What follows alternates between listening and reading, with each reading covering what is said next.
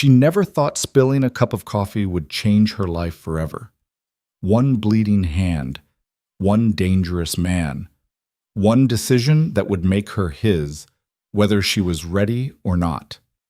What happens when the most powerful man in the city has been watching you for years, waiting for the perfect moment to take you?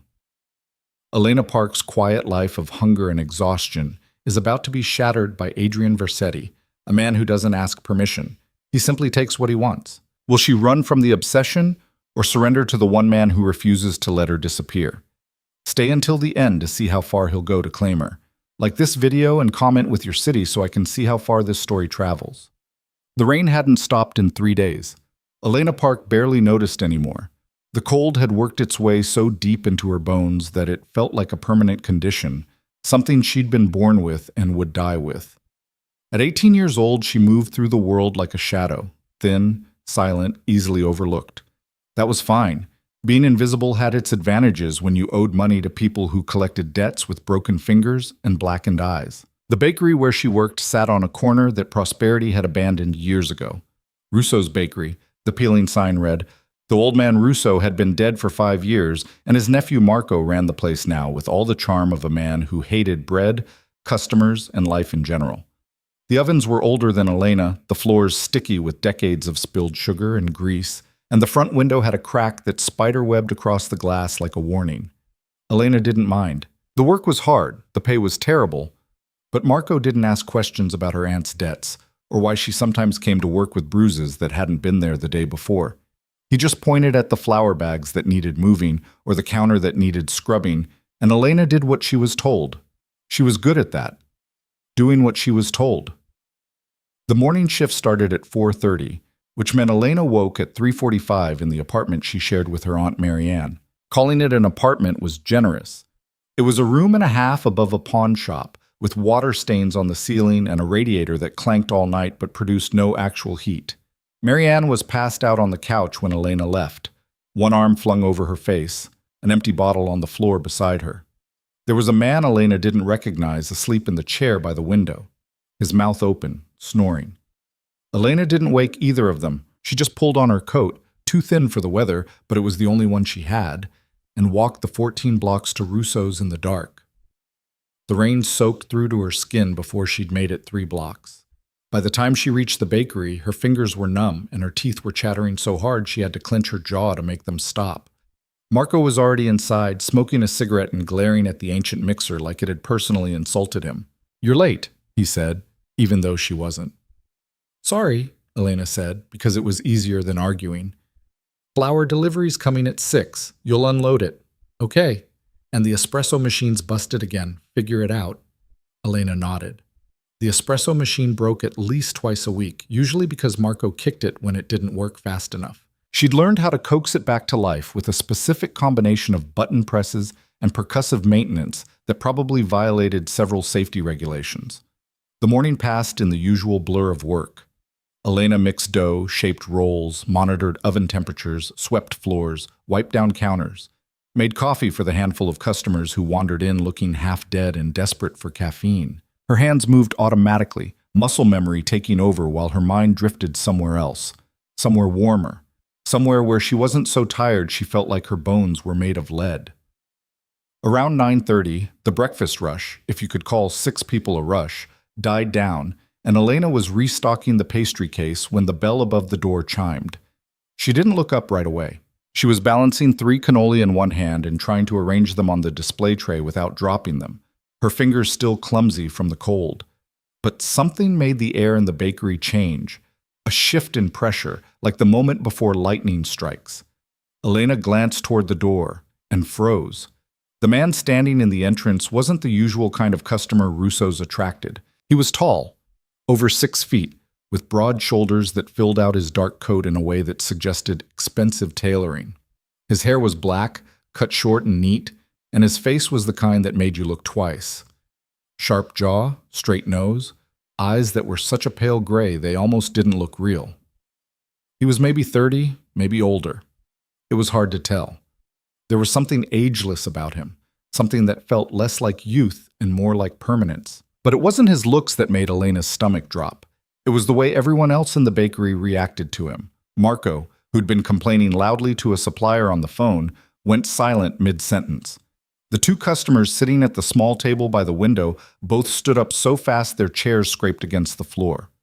One of them pulled out his wallet, threw cash on the table, and left without waiting for change. The other followed 30 seconds later. The man didn't acknowledge any of this. He just walked toward the counter, his movements unhurried, his expression unreadable. Elena's hands tightened on the cannoli tray. She had no idea who this man was, but she understood danger when she saw it. It was in the way he moved, controlled, deliberate, like a predator who knew he was at the top of the food chain. It was in the silence that followed him, thick and suffocating. He stopped in front of the counter. Up close, Elena could see the details she'd missed from across the room. The faint scar that cut through his left eyebrow, the way his coat probably cost more than she made in 6 months. The absolute stillness he carried, like he didn't waste energy on unnecessary movement. His pale eyes settled on her. Elena's throat went dry. "Coffee," he said. His voice was low, quiet, but it carried weight. Not a request. A statement. "Yes, sir." The words came out automatic, trained into her by years of service work and survival. "What kind would you like?" "Black." Elena nodded and turned toward the espresso machine, grateful for the excuse to break eye contact. Her hands were shaking. She told herself it was from the cold. As she grabbed a clean cup and filled it, the machine hissed and gurgled, and she focused on that sound, on the familiar ritual of making coffee. Anything to ignore the awareness crawling up her spine that told her this man was still watching her. She set the cup on the counter between them. $2.50. He didn't reach for his wallet. Instead, he studied her face with an intensity that made her want to step back. Elena kept her expression neutral, the same polite blankness she wore with every customer, but something about his gaze felt different, invasive, like he was cataloging every detail. The shadows under her eyes, the faded bruise on her cheekbone she'd tried to cover with makeup, the way her uniform hung loose because she'd lost weight she couldn't afford to lose. "You work here often?" he asked. It was such a normal question that it somehow made everything worse. "Every day," Elena said carefully. "Morning shift." He nodded once, like she'd confirmed something he already knew. Behind her, Elena heard Marco moving in the kitchen, the scrape of a pan, the slam of an oven door, normal sounds that felt very far away. The man picked up his coffee. For a second, Elena thought he was going to leave, and relief started to uncurl in her chest. Then Marco appeared from the kitchen, wiping flour off his hands with a towel, and whatever color had been in his face drained away the moment he saw who was standing at his counter. "Mr. Versetti," Marco said, and his voice cracked on the name. I didn't know you were coming. I would have. Is everything—" "The coffee's fine," the man, Versetti, said, cutting him off. He still hadn't looked away from Elena. Marco's eyes darted between them, confused and panicked. Of course. Elena, get back to—" "She stays," Versetti said. Elena's pulse kicked into overdrive. She didn't understand what was happening, but every instinct she'd developed surviving the past 18 years was screaming at her to run. She stayed perfectly still. "I need to speak with you," Versetti said to Marco, finally breaking eye contact with Elena to glance at her boss. "In private?" "Yes, absolutely. Elena, take your break." Elena didn't argue. She set down the pastry tray, wiped her hands on her apron, and walked toward the back exit with measured steps that didn't betray the fact that her heart was trying to break through her ribs. She pushed through the door into the narrow hallway that led to the storage room and the alley exit, and the moment she was out of sight, she pressed her back against the wall and tried to breathe. Versetti. She'd heard that name before. Everyone in the city had heard that name, even people like Elena, who tried very hard not to pay attention to the things that happened in the shadows. The Versetti family controlled half the city's real estate, legitimate businesses that probably weren't so legitimate if you looked too close, and a network of loyalty that ran deeper than blood. They weren't the kind of people you wanted noticing you. And one of them had just walked into Russo's and asked about her schedule. Elena closed her eyes. This was bad. This was very, very bad, and she didn't even know why. She pressed her palms against the cool wall and counted her breaths. In for 4. Hold for 4. Out for 4. The The technique had been taught to her by a school counselor back when she'd still gone to school, before Marianne's debts had gotten so bad that Elena had to drop out and work full-time. It usually helped. Today, it barely took the edge off. She didn't know how long she stood there, 5 minutes, maybe 10, before she heard Marco calling her name. "Elena, get out here!" She pushed off the wall and walked back to the front. Versetti was gone.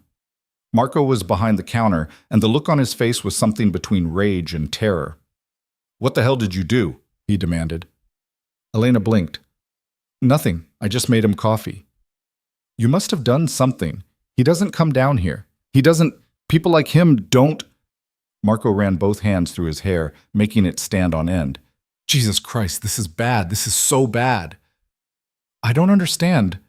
What did he want?" "He asked about you." Marco pointed at her like it was an accusation. "How long you've worked here, where you live, if you have family." Ice flooded Elena's veins. "What did you tell him?" "The truth. What else was I supposed to do? You don't lie to Adrian Versetti." Marco's voice climbed higher. "Do you owe him money? Is this about your aunt's debts?" "I don't owe him anything. I don't even know him." "Well, he knows you, Vassan." Marco grabbed a rag and started wiping down the counter with violent, jerky movements. "He knows you. And now I'm involved, and if this comes back on me, if my place gets burned down because you—" "Marco, I swear I don't know what's going on." "Then figure it out, and fix it, before it destroys both of us." Elena opened her mouth to respond, but Marco waved her off. "Just get back to work, and stay away from the front. I don't want you dealing with customers for the rest of the day." She wanted to argue. She wanted to demand answers, to understand what the hell had just happened, and why a man like Adrian Versetti would care about someone like her. But Marco looked like he was about 10 seconds away from a breakdown, and Elena needed this job, needed the money, needed something steady in a life that felt like it was constantly trying to throw her off a cliff. So she nodded, grabbed a broom, and retreated to the back to sweep the storage room for the 3rd time that week. The rest of her shift passed in tense silence. Marco avoided her. The few customers who came in seemed to sense the atmosphere and left quickly. By the time 2 o'clock rolled around and Elena's shift ended, she felt like she'd been holding her breath for hours. She grabbed her coat, said goodbye to Marco, who grunted without looking at her, and stepped out into the rain. It was still coming down in sheets, turning the streets into rivers of gray water that carried trash and oil slicks toward the gutters. Elena pulled her hood up and started the walk home, her mind churning. Adrian Versetti had asked about her. Why? She replayed the encounter in her head, searching for clues. The way he'd looked at her, the questions he'd asked Marco. None of it made sense. Elena was nobody. She worked at a failing bakery in a bad neighborhood, lived in a shithole apartment with an aunt who drank more than she breathed, and had exactly 0 connections to anyone important. Maybe it was a case of mistaken identity. Maybe he'd confused her with someone else. That had to be it. She was so caught up in her thoughts that she didn't notice the car until she was almost at her building. It was parked at the curb, black and sleek and completely out of place in this neighborhood where most vehicles were held together with rust and prayers. The windows were tinted dark. The engine was running. Elena slowed, her instincts screaming warning. The back door opened. Adrian Versetti stepped out. Elena stopped walking. Her brain was telling her to run, but her legs wouldn't cooperate. She just stood there in the rain, water streaming down her face, while the most dangerous man she'd ever seen walked toward her with the same unhurried grace he'd shown in the bakery. He stopped 3 feet away, close enough that she could see the rain beating on his coat, far enough that she didn't feel trapped. Yet. "Elena Park," he said, and hearing her full name in his voice sent a shock of fear through her system. "How do you know my name?" "I know a lot about you." He tilted his head slightly, studying her. "You work at Russo's 6 days a week, morning shift. You live with your Aunt Marianne in apartment 3B. You dropped out of school 8 months ago. Your aunt owes money to 3 different loan sharks. You've been skipping meals to make the minimum payments." Elena's hands curled into fists at her sides. "Are you following me?" "Protecting you," he corrected. "There's a difference. I don't need protection." "Yes, you do." His tone was matter-of-fact, like they were discussing the weather.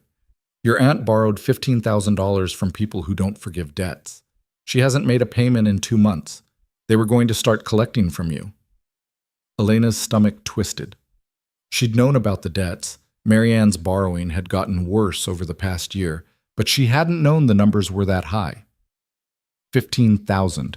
That might as well have been 15 million for all the chance Elena had of paying it back. That's not your problem, she said, trying to keep her voice steady. I made it my problem. Versetti reached into his coat and pulled out a folded piece of paper. He held it out to her. Your aunt's debts are cleared, all of them. Elena stared at the paper like it might bite her. What? The money's been paid. You don't owe anyone anything. Why would you? She shook her head, confusion and fear tangling together. You don't even know me. I've known you for 2 years, he said quietly, since the night you got jumped outside the corner store on 5th Street. Do you remember that? Elena went very still. She remembered. It had been winter, late at night, and she'd been walking home from a double shift. 3 men had cornered her in an alley, looking for money or something worse. Elena had fought. She always fought, but it hadn't mattered. They'd been bigger, stronger, and there were 3 of them. And then suddenly, there weren't. Someone had intervened. Elena had been on the ground, her vision blurred with tears and pain, so she'd only caught glimpses. A figure moving fast, the sound of fists hitting flesh, the men running. When she'd finally gotten to her feet, the alley had been empty except for her and the stranger who'd saved her. She'd tried to thank him, but he'd just told her to go home and lock her door. She'd never seen his face.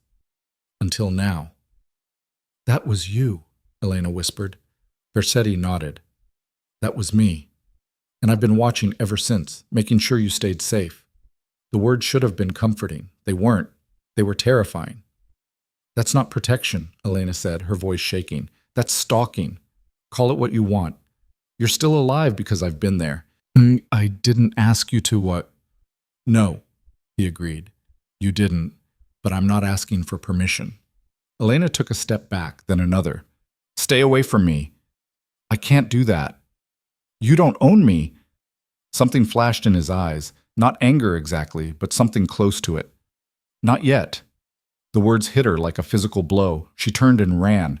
She didn't make it far. She'd barely taken 5 steps when her foot hit a patch of slick pavement, and she went down hard, her hand slamming into the concrete.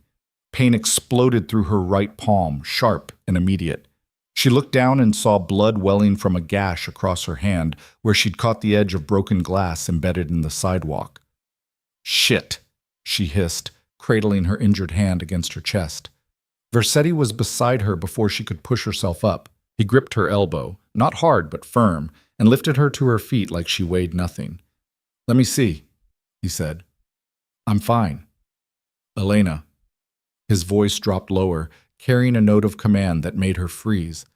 Let me see your hand. She didn't know why she obeyed. Maybe because her hand was bleeding and the pain was making her dizzy. Maybe because some part of her brain recognized that fighting him right now would be pointless. Maybe because when he said her name like that, low and certain, something in her wanted to listen. She held out her hand. Versetti examined the cut with a clinical efficiency that surprised her. His fingers were gentle as he turned her palm to the light, checking the depth of the wound. Rain continued to fall around them, but he didn't seem to notice or care. It's deep, he said. You need stitches. I'll be fine. I just need to... You'll get an infection. He pulled a handkerchief from his pocket. Who the hell carried handkerchiefs anymore? And wrapped it around her hand, applying pressure. My car's right here. I'll take you to a doctor. No. It's not a request. I don't care. Elena tried to pull her hand back, but his grip tightened. Not painful, just immovable. Let go of me. You're bleeding through the fabric, he said calmly. In about 30 seconds, you're going to start feeling lightheaded. In 60, you'll pass out. I can carry you to the car or you can walk. Your choice. Elena hated that he was right. She could already feel the edges of her vision starting to blur, that familiar floating feeling that came with blood loss and shock. She'd skipped breakfast and lunch. Her body didn't have much left to give. I can't afford a doctor, she said quietly. I'm paying. I don't want your money. You don't have a choice.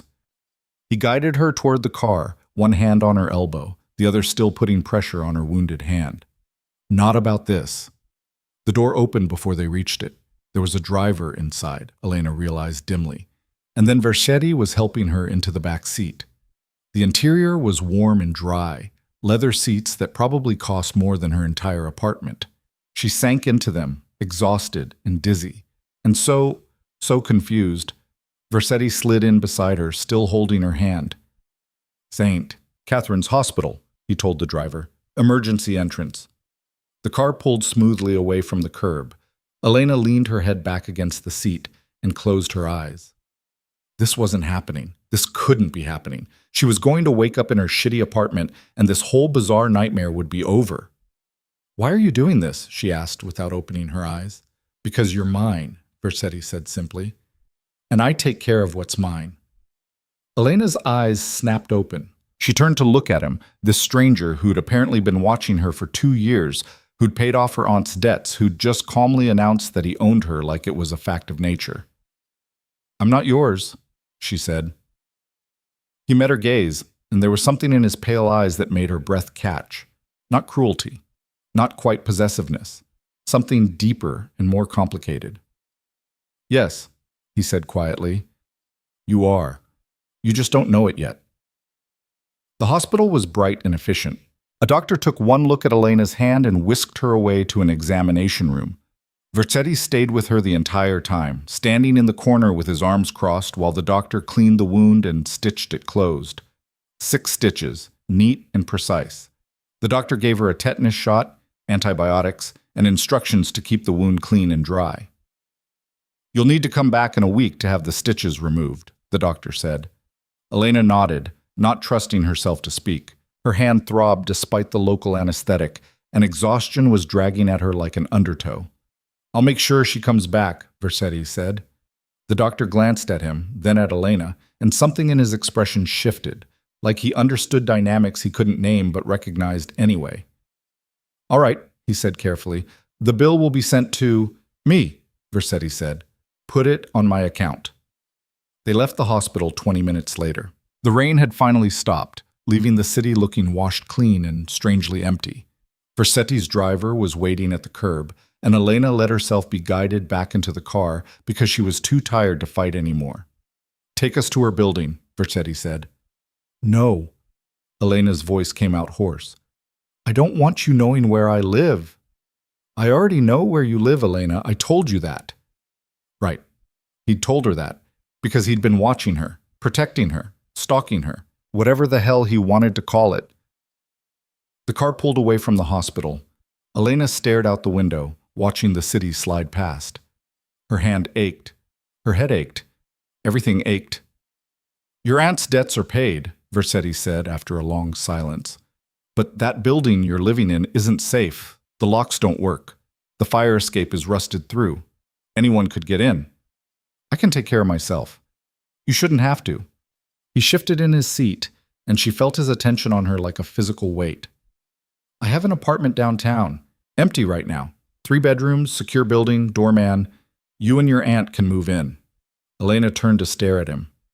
Are you insane? I'm practical. You're a stranger. No, he said quietly. I'm the man who's kept you alive for 2 years. I'm the man who just paid $15,000 so your aunt's creditors wouldn't break your legs. I'm the man who's going to make sure you never have to skip meals or work yourself to exhaustion or wake up afraid again. He paused. I'm not a stranger, Elena. I'm the only person who's been paying attention. The words shouldn't have landed. They shouldn't have found the hollow, aching place inside her that wanted, just once, for someone to notice, to care, to see her as something other than a problem or a paycheck or a convenient target. But they did, and that made him more dangerous than any knife or fist ever could. I don't know you, she said again, but the words sounded weaker this time. You will. The car stopped in front of her building. Elena reached for the door handle with her good hand, but Versetti caught her wrist gently. Think about the apartment, he said. I'll come back tomorrow with the keys. You don't have to decide now. I've already decided. The answer is no. We'll see. She pulled her wrist free and climbed out of the car. The driver didn't move to help her, probably smart, and Versetti stayed in his seat, watching her through the open door. Thank you, Elena made herself say, for the hospital and for paying my aunt's debts. But I don't need anything else from you. Yes, you do, Versetti said. You just haven't accepted it yet. Elena slammed the door and walked into her building without looking back. She climbed the stairs to the third floor, her legs shaking with exhaustion and adrenaline. The apartment door was unlocked. It always was, because Marianne couldn't be bothered with keys. And Elena pushed it open to find her aunt exactly where she'd left her that morning, passed out on the couch. Elena stood in the doorway, staring at the peeling wallpaper and the water stains and the empty bottles, and tried to figure out what the hell she was supposed to do now. Adrian Versetti had paid off her aunt's debts. He'd taken care of her injury. He'd offered her a safe place to live. And he'd done it all without asking what she wanted, like her opinion was irrelevant. Because to him, maybe it was. She was his. He'd said so, like it was already decided. Elena walked to the window and looked down at the street. The black car was still there, idling at the curb, waiting. For her. She pressed her forehead against the cold glass and closed her eyes. Tomorrow, she told herself. She'd figure it out tomorrow. But deep down, in a place she didn't want to acknowledge, she knew the truth. Adrian Versetti had already decided her future. The only question now was whether she'd fight him every step of the way, or whether she'd finally let someone else carry the weight she'd been holding alone for so long. Either way, nothing would ever be the same. Elena didn't sleep that night. She lay on the narrow mattress in her room, barely bigger than a closet, and stared at the water-stained ceiling while her bandaged hand throbbed in time with her heartbeat. Every time she closed her eyes, she saw Adrian Versetti's face, those pale gray eyes that seemed to see straight through her, the calm certainty in his voice when he'd said she was his. Around 4 a.m, she gave up on sleep entirely and went to take a shower. The water ran cold. The building's hot water had been out for 3 days, but Elena barely noticed. She was used to cold, used to discomfort, used to making do with whatever scraps life threw at her. What she wasn't used to was someone paying attention. She dressed for work in the dark, careful not to wake Marianne, who was snoring on the couch with one leg hanging off the edge. The stranger from yesterday was gone. Elena didn't know if that was good or bad. Her aunt's taste in men had always been spectacularly terrible, but at least the revolving door of boyfriends meant Marianne was usually too distracted to notice how much Elena was struggling. "The debts are paid," Versetti had said. Elena still couldn't wrap her head around that. $15,000. Gone. Just like that. She should have felt relieved. Instead, she felt like she'd traded one kind of debt for another, and this new one came with strings she couldn't see yet, but could definitely feel tightening around her throat. The walk to Russo's was quiet, the pre-dawn streets empty except for a few delivery trucks and the occasional taxi. Elena kept her hood up and her head down, but she couldn't shake the feeling that she was being watched. Every shadow felt like it might contain a figure in an expensive coat. Every car that passed made her tense. "You're being paranoid," she told herself. "He's not following you." But when she reached the bakery and saw the black car parked across the street, engine idling, she knew paranoia had nothing to do with it. Marco was already inside, but he took one look at Elena's face, and whatever greeting he'd been planning died on his lips. "He's out there, isn't he?" Marco asked. Elena nodded. "Jesus Christ." Marco ran both hands through his hair, making it stand up in wild tufts. "I can't have this. I can't have him watching my shop like I'm under surveillance. It's bad for business." "What business?" Elena asked before she could stop herself. Marco glared at her. "You think this is funny? You think this is some kind of joke?" "No, I'm sorry. I didn't mean... Just stay in the back today, all day. Don't come to the front. Don't look out the window. And if he comes in here again, you don't talk to him. You don't even look at him. Got it?" Elena nodded. Her hand was starting to throb again, a dull ache that radiated up her arm. The painkillers the hospital had given her were wearing off. She spent the morning in the storage room, organizing shelves that didn't need organizing, sweeping floors that were already clean, busy work to keep her hands moving and her mind from spiraling. But no amount of distraction could silence the questions churning in her head. Why her? What did Adrian Versetti want with someone like her? She was nobody, nothing, just a girl who worked in a bakery and tried to survive one day at a time. "I've been watching you for 2 years. The thought made her skin crawl and her chest tighten with something that wasn't quite fear. Because part of her, a part she didn't want to acknowledge, felt something else entirely. something that whispered, "Someone saw you. Someone noticed." Around 10:30, Marco called her to the front. Elena's stomach dropped, but when she pushed through the door, the customer waiting at the counter wasn't Versetti. It was a woman in her 50s, well-dressed, with sharp eyes and an expression that suggested she didn't waste time on pleasantries. "Elena Park?" the woman asked. "Yes. I'm Margaret Chen. I work for Mr. Versetti." She set a leather folder on the counter. "He asked me to bring you these." Elena stared at the folder like it might explode. "What is it?" "Keys to the apartment he mentioned yesterday. Lease agreement, building information, security codes." Margaret pushed the folder toward her. "The apartment is move-in ready, fully furnished, utilities included. Mr. Versetti has covered the first year's rent." "I didn't agree to this." "Mr. Versetti thought you might say that." Margaret pulled a business card from her purse and set it on top of the folder. "My number. When you change your mind, and you will, call me. I'll arrange the move." "I'm not changing my mind." Margaret's expression softened slightly, and for the first time she looked almost sympathetic. "Miss Park, I've worked for the Versetti family for 15 years. I've seen Adrian make a lot of decisions. Some good, some questionable. But I've never seen him like this. Whatever his reasons, he's not going to stop. You can fight him, exhaust yourself trying to maintain your independence, and end up in that apartment anyway. Or you can accept that he's offering you a way out of a situation that was going to destroy you eventually. You don't know anything about my situation. I know your aunt hasn't paid rent in 2 months. I know your landlord filed eviction papers yesterday. I know the electricity in your building gets shut off every other week because the owner won't pay the bills." Margaret's voice was matter-of-fact, not cruel, just stating facts. "I know you're 18 years old, and you look like you haven't eaten a real meal in weeks. So yes, Miss Park, I know plenty about your situation." Elena's throat tightened.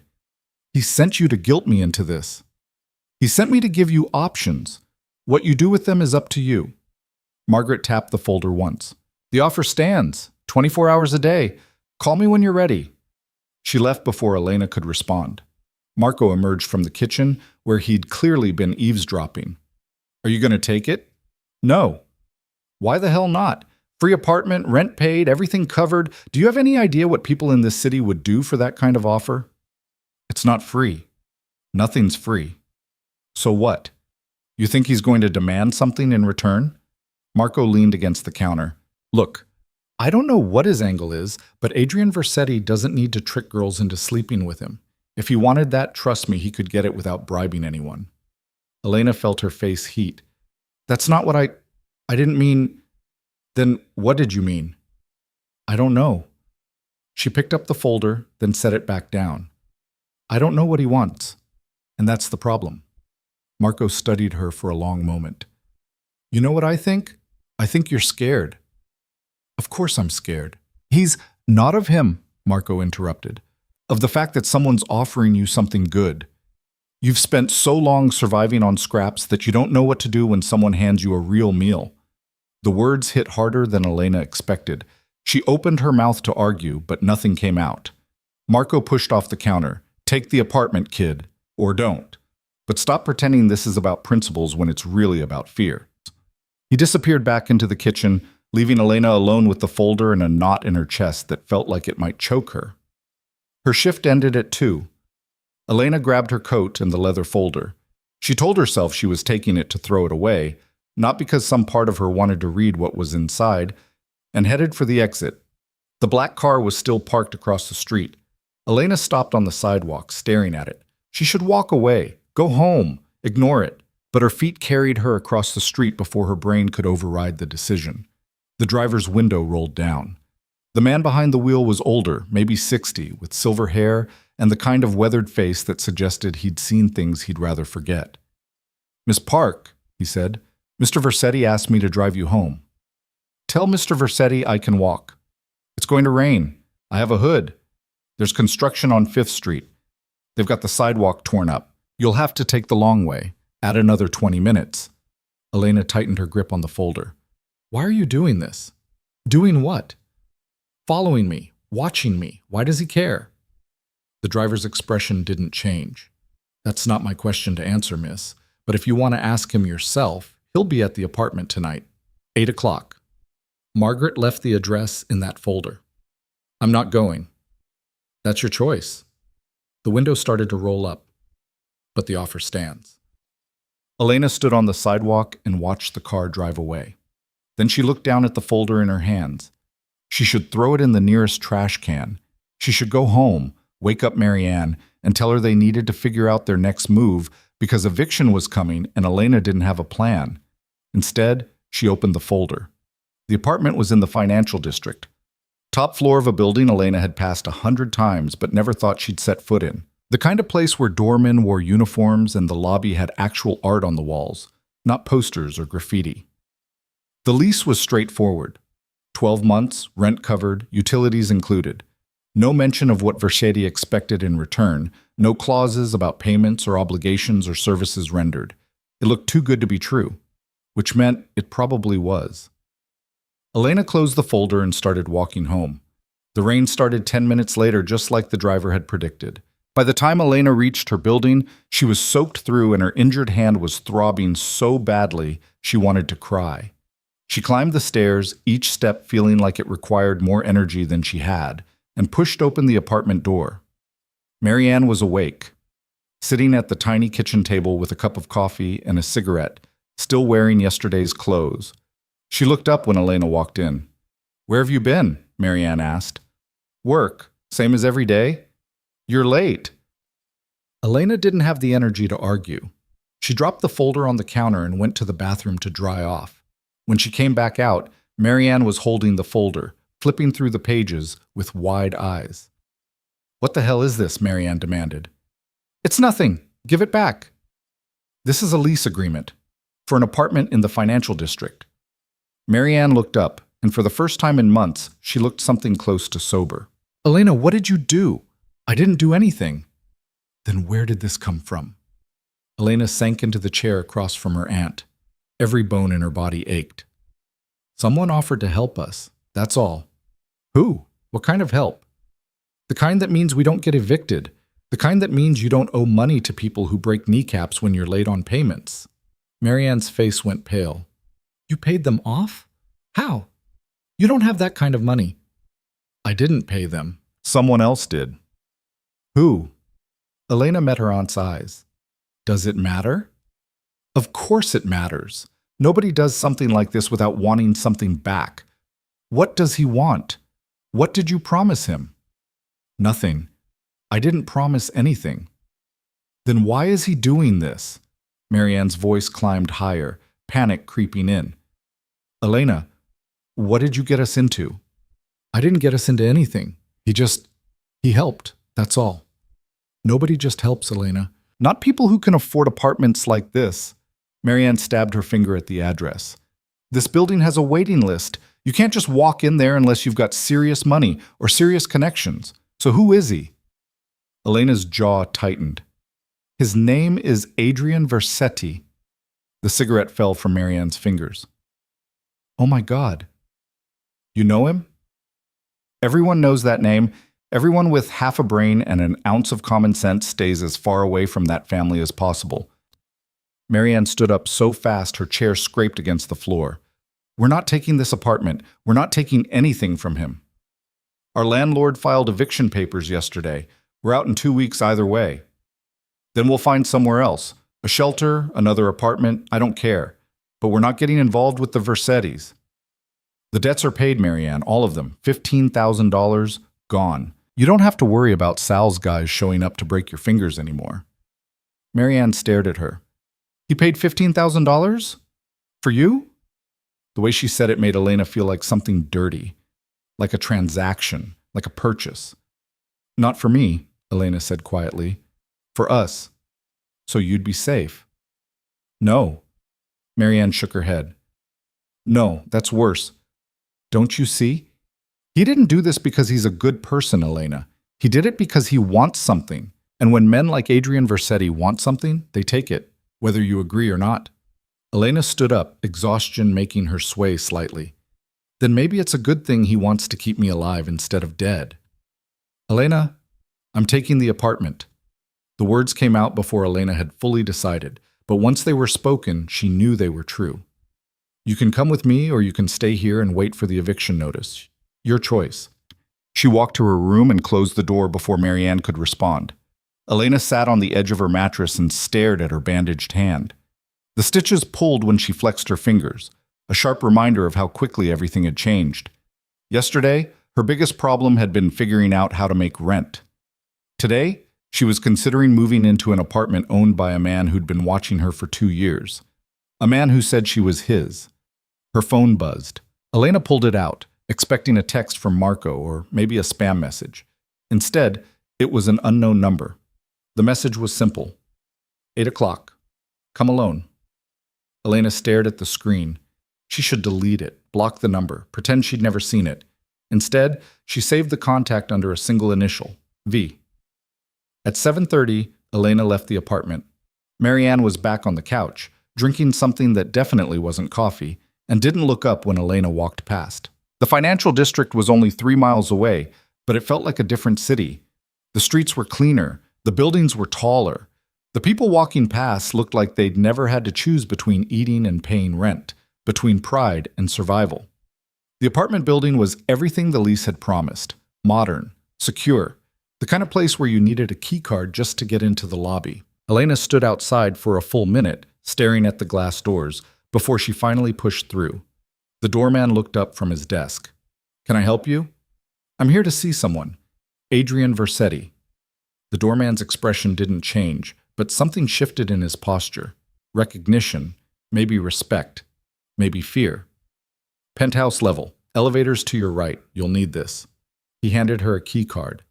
"It's programmed for tonight only." Elena took the card. Her hand was shaking. The elevator was mirrored on all sides, which meant Elena had to watch herself during the entire ride up. She looked small, young, out of place in her secondhand coat and worn jeans. The bandage on her hand was stark white against her skin. The doors opened directly into the apartment. Elena stepped out and stopped.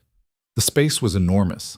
Floor-to-ceiling windows overlooked the city, lights stretching out in every direction like a constellation brought to Earth. The furniture was modern but somehow still warm, all clean lines and soft textures. The kitchen gleamed with stainless steel and marble countertops. Everything was perfect, untouched, waiting. "You came." Elena spun around. Adrian Versetti stood in the doorway to what must have been the bedroom, wearing a dark sweater and jeans. Casual clothes that somehow didn't make him look any less dangerous. If anything, seeing him like this, relaxed, at home, was more unsettling than the suit had been. "I came to tell you I'm not taking this," Elena said. "All right." He walked into the living room, gesturing for her to follow. "Tell me." Elena stayed where she was. "I don't need your help." "We've established that you think you don't, but you do." "Stop saying that." "Why?" "It's true." He leaned against the back of the couch, arms crossed, watching her with that same intense focus that made her feel stripped bare. "You're 18 years old working a job that barely pays minimum wage, living in a building that should have been condemned years ago. Your aunt is an alcoholic with a gambling problem who drags you into debt you'll never be able to pay off on your own. You skipped your last 2 meals. You haven't bought new clothes in over a year. The shoes you're wearing have holes in them." Elena looked down. He was right. The soles of her sneakers were worn through on one side, and she'd been using duct tape to keep them together.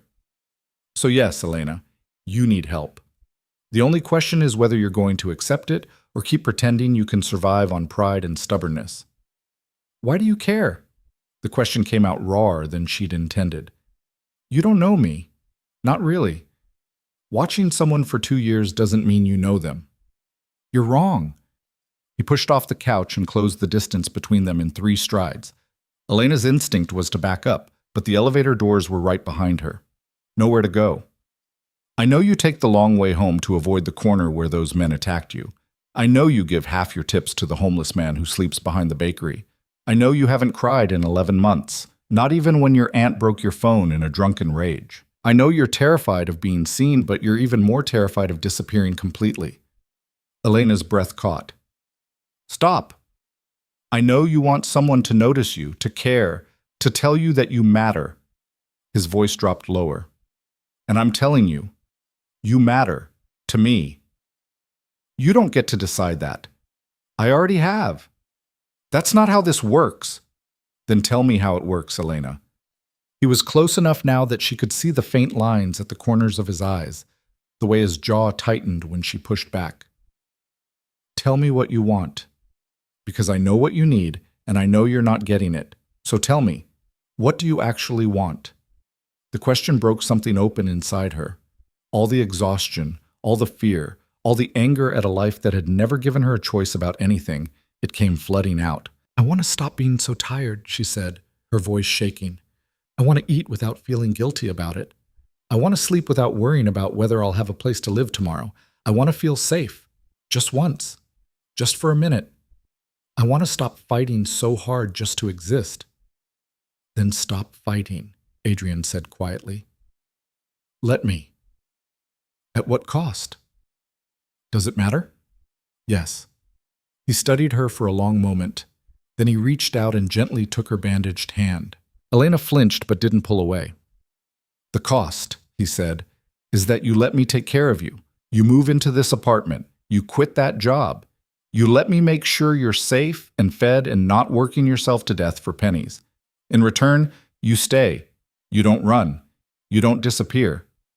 You let me keep you close. That sounds like a prison. Does it?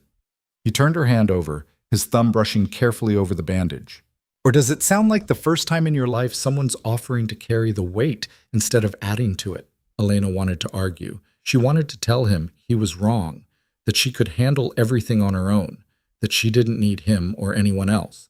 But the lie wouldn't come. I don't trust you, she whispered. I know. I don't even like you. That's fair. And I definitely don't belong to you no matter what you think. Adrian's lips curved into something that wasn't quite a smile. We'll see about that. He let go of her hand and stepped back, giving her space to breathe. The apartment is yours, whether you take it tonight or tomorrow or next week. The key card works anytime. Margaret can help you move whenever you're ready. But Elena? He waited until she met his eyes. Your landlord's eviction papers are real. You have 2 weeks. After that, you're out on the street. So you can take this apartment with your pride intact, or you can take it after you've exhausted every other option and proven to yourself that I was right. Either way, you're going to end up here. You're so sure of that. I am. He walked to the door and held it open. Because I know you, better than you think. And I know that when you stop running long enough to actually look at what I'm offering, you'll see it for what it is. And what is it? A chance, he said simply, to live instead of just survive. Elena walked to the elevator. Her legs felt like they might give out, but she made it. The doors opened and she stepped inside, then turned to face him. I'll think about it, she said. Take your time. Adrian's pale eyes held hers as the doors began to close. I'm not going anywhere. The elevator descended and Elena leaned against the mirrored wall, closing her eyes. He was right. She knew he was right. The apartment was better than anything she could afford on her own. The safety, the security, the promise of not having to fight for every scrap. It was more than she'd ever dared to want. But it came with strings, invisible ones maybe, but she could feel them already wrapping around her wrists, her throat, her chest. Stay. Don't run. Let me keep you close. Not a cage. Not quite. But not freedom either. The elevator doors opened and Elena walked through the lobby without looking at the doorman. She stepped out onto the street and started walking, no destination in mind, just movement to keep the panic at bay. Her phone buzzed. She pulled it out. Another message from V. The offer stands, always. Elena stared at the words for a long time. Then she typed back, I need more time. The response came immediately. You have until the eviction. After that, I'm coming to get you myself. Elena shoved the phone in her pocket and kept walking. She didn't go home. Instead, she walked until her feet ached and the streets started to empty out, until the only people left were the ones who had nowhere else to go. She walked past the bakery, past the corner where those men had attacked her 2 years ago, past all the places that had marked the boundaries of her small, struggling life. And when she finally stopped, she found herself standing outside the building with the penthouse apartment, looking up at the lights on the top floor. He was up there, waiting, certain that eventually she'd give in. And the worst part, the part that scared her more than anything else, was that he was probably right. Elena pulled out her phone and stared at Margaret Chen's number for a long minute. Then she made the call. "Miss Park," Margaret answered on the second ring. "I was wondering when I'd hear from you." "I need to see the apartment again," Elena said. "Tomorrow, before I make a decision." "Of course. What time works for you?" "After my shift, 3 o'clock. "I'll meet you in the lobby." Margaret paused. "For what it's worth, Miss Park, I think you're making the right choice." "I haven't made a choice yet." "Yes," Margaret said gently. "You have. You just haven't admitted it." She hung up before Elena could respond. Elena stood on the empty street, phone in hand, and let the truth settle over her like a coat she'd been refusing to wear. Margaret was right. Adrian was right. Even Marco, in his own blunt way, had been right. She was going to take the apartment. She was going to let Adrian Versetti pull her out of the life that was slowly killing her. She was going to accept help from a man who terrified her, who'd been watching her for years, who spoke about her like she was something precious he'd been waiting to claim. And maybe, just maybe, that was the smartest decision she'd ever made. Or maybe it was the moment everything started to spiral completely out of her control. Elena didn't know which, but as she started the long walk back to her crumbling apartment for what might be one of the last times, she couldn't shake the feeling that she'd just stepped off a cliff. All she could do now was hope that Adrian Versetti would catch her before she hit the ground, or that the fall would be worth it either way. The move happened faster than Elena expected. Margaret showed up at the apartment 2 days later with a moving crew, 3 men in matching uniforms who packed Elena's entire life into 4 boxes in less than an hour. It should have been humiliating, the physical proof of how little she owned, but Elena was too numb to feel much of anything. She watched them wrap her clothes, her books, the few photographs she had of her parents, and felt like she was observing someone else's life being dismantled. Marianne didn't help. She sat on the couch with a bottle and watched the whole process with glassy eyes, occasionally muttering something Elena couldn't quite hear. When the last box was loaded, Elena stood in the doorway of the apartment that had never felt like home and looked at her aunt. "You can still come," Elena said. "There's space, 3 bedrooms." Marianne took a long drink. "I'm not going to live in a cage just because it's got nice furniture. It's not a cage." "Keep telling yourself that, sweetheart." Marianne's laugh was bitter. "You think he's doing this out of kindness? Men like Adrian Versetti don't do kind things. They invest. And eventually, they collect." Elena's jaw tightened. "At least I won't be living in a place where the heat doesn't work and the landlord's threatening eviction every other week." "No, you'll just be living with a man who thinks he owns you." The words stung more than Elena wanted to admit. She grabbed her backpack, the only thing she'd insisted on carrying herself, and walked out without saying goodbye. The apartment building looked different in daylight, less intimidating somehow, but also more real. This wasn't a late-night conversation in an elevator anymore. This was her new address, her new life. The doorman, a different one from the night she'd met Adrian, nodded at her like he'd been expecting her. "Miss Park, welcome. I'm James. Anything you need, just let me know." "Thank you," Elena managed. The moving crew had already taken the boxes upstairs. Margaret was waiting in the lobby with a tablet and a smile that was probably meant to be reassuring. "The movers are unpacking now," Margaret said. "But if you'd rather arrange things yourself, I can send them away." "No, it's fine. I don't have much anyway." "Well, the apartment is fully furnished, so you won't need much." Margaret pulled up something on her tablet. "I've set up accounts for you at 3 grocery stores that deliver. There's a gym on the 2nd floor, pool on the roof, and a business center if you need computer access. Building maintenance is available 24/7. Mr. Versetti has also arranged for—" "Is he here?" Elena interrupted. Margaret paused. "No, he thought you might want time to settle in without an audience." Elena wasn't sure if she felt relieved or disappointed. Both, maybe. "When will I see him?" "He'll be by this evening, around 7, if that works for you." It wasn't really a question. "Okay." The elevator ride up felt longer than it had the first time. Elena watched the numbers climb and tried to convince herself this was the right decision. Safe. Warm. No more worrying about money or food or whether Marianne's latest boyfriend was going to steal the last $20 Elena had hidden in her sock drawer. This was good. This was what she needed. So why did it feel like she was walking toward the edge of something she couldn't see? The elevator doors opened and Elena stepped into the apartment. It looked exactly the same as before, perfect and untouched, except now there were 4 boxes stacked neatly in the living room with her name written on them in black marker. The movers were gone. It was just Elena, alone in a space that cost more per month than she'd made in the last year. She walked to the windows and looked out at the city.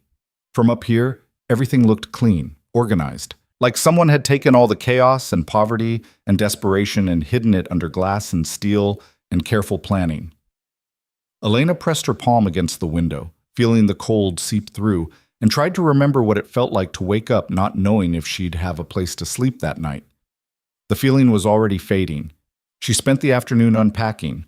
It didn't take long. 4 boxes worth of belongings didn't fill much space in an apartment this size. Her clothes looked ridiculous hanging in the walk-in closet. A few shirts and 2 pairs of jeans lost in a space designed for someone who actually had a wardrobe. The bathroom had more counter space than her entire old apartment had floor space. The kitchen was stocked with things Elena had only seen in cooking shows. A stand mixer, matching pots and pans, a knife block that probably cost more than a month of her old wages. She made herself a sandwich around 3 and ate it standing at the counter because sitting at the dining table felt too formal. The bread was fresh. The turkey wasn't the processed stuff she was used to. Everything tasted expensive. Elena finished half the sandwich and threw the rest away. Her stomach had shrunk over the past year, adjusting to irregular meals and small portions. Eating a full meal made her feel sick now. She was washing the plate when her phone rang. Unknown number. Elena almost didn't answer, but then she remembered that Adrian had texted her from an unknown number too, and if she was going to live in his apartment, she probably needed to take his calls. Hello? Elena. Not Adrian. The voice was younger, male, with an accent Elena couldn't quite place. I'm calling on behalf of Mr. Versetti. He wanted to confirm that you moved in successfully. I'm here. Good. He also wanted me to inform you that a stylist will be arriving tomorrow at 10. She'll be taking measurements for new clothes. Elena's grip on the phone tightened. I don't need new clothes. Mr. Versetti disagrees. I don't care what Mr. Versetti thinks. I have clothes. There was a pause. Then the voice said, more carefully, I'll pass along your feedback, but the stylist will still arrive at 10. What you do with her is your decision. The call ended before Elena could respond. She stared at the phone, anger and something else, something that felt uncomfortably like being managed, rising in her chest. This was what Marianne had warned her about. The cage with nice furniture. The pretty prison where someone else made all the decisions and called it care. Elena grabbed her backpack and headed for the door. She didn't have a plan, just a desperate need to get out, to prove to herself that she could still leave if she wanted to. But when she tried the elevator, the doors didn't open. She pressed the button again. Nothing. Her heart started to race. She pulled out her phone and called the number that had just contacted her. He answered on the first ring. Miss Park. The elevator's not working. It's working fine. Then why won't the doors open? Because Mr. Versetti asked me to disable your access until he arrives this evening. Elena's blood went cold. You locked me in? For your safety. There have been some complications today that Mr. Versetti is handling, and he thought it best if you stayed inside until... Let me out! I can't do that. Yes, you can. You just disabled it, which means you can enable it. So do it. Now. Another pause. Miss Park, I understand you're upset, but... Elena hung up and resisted the urge to throw her phone across the room. Instead, she walked to the door that led to the building's stairwell. Locked. She tried the windows. They didn't open, safety features for a penthouse probably, to prevent jumpers or break-ins. She was trapped. Not in danger, not uncomfortable, but completely, utterly trapped. Elena sank onto the couch and pulled her knees to her chest. This was it. This was what Marianne had tried to warn her about. The moment when she realized that Adrian Versetti's protection was just another word for control. She sat there for an hour, rage and fear and exhaustion cycling through her in waves. By the time she heard the elevator doors open, she'd moved past anger into something colder, something that felt like clarity. Adrian stepped out, still wearing the dark coat from the first day they'd met, and stopped when he saw her face. "You locked me in," Elena said. "I did." "Why?" "Because I needed you safe while I dealt with something that could have become your problem." "What problem?" Adrian shrugged off his coat and draped it over a chair. "Your aunt's former creditors aren't happy that their debts were paid off by someone else. They've been asking questions, making noise. I needed to make it clear that you're under my protection now, and that anyone who touches you answers to me." Elena stood up. "And you thought locking me in here was a good way to do that?" "I thought keeping you out of sight while I had a conversation with dangerous men was a smart way to do that, yes." "You didn't ask. Would you have agreed?" "That's not the point." "Yes, it is." Adrian moved closer, and Elena forced herself not to step back. "The point is that you're here because I promised to keep you safe. That means sometimes I'm going to make decisions you don't like. Decisions that feel like I'm taking away your freedom.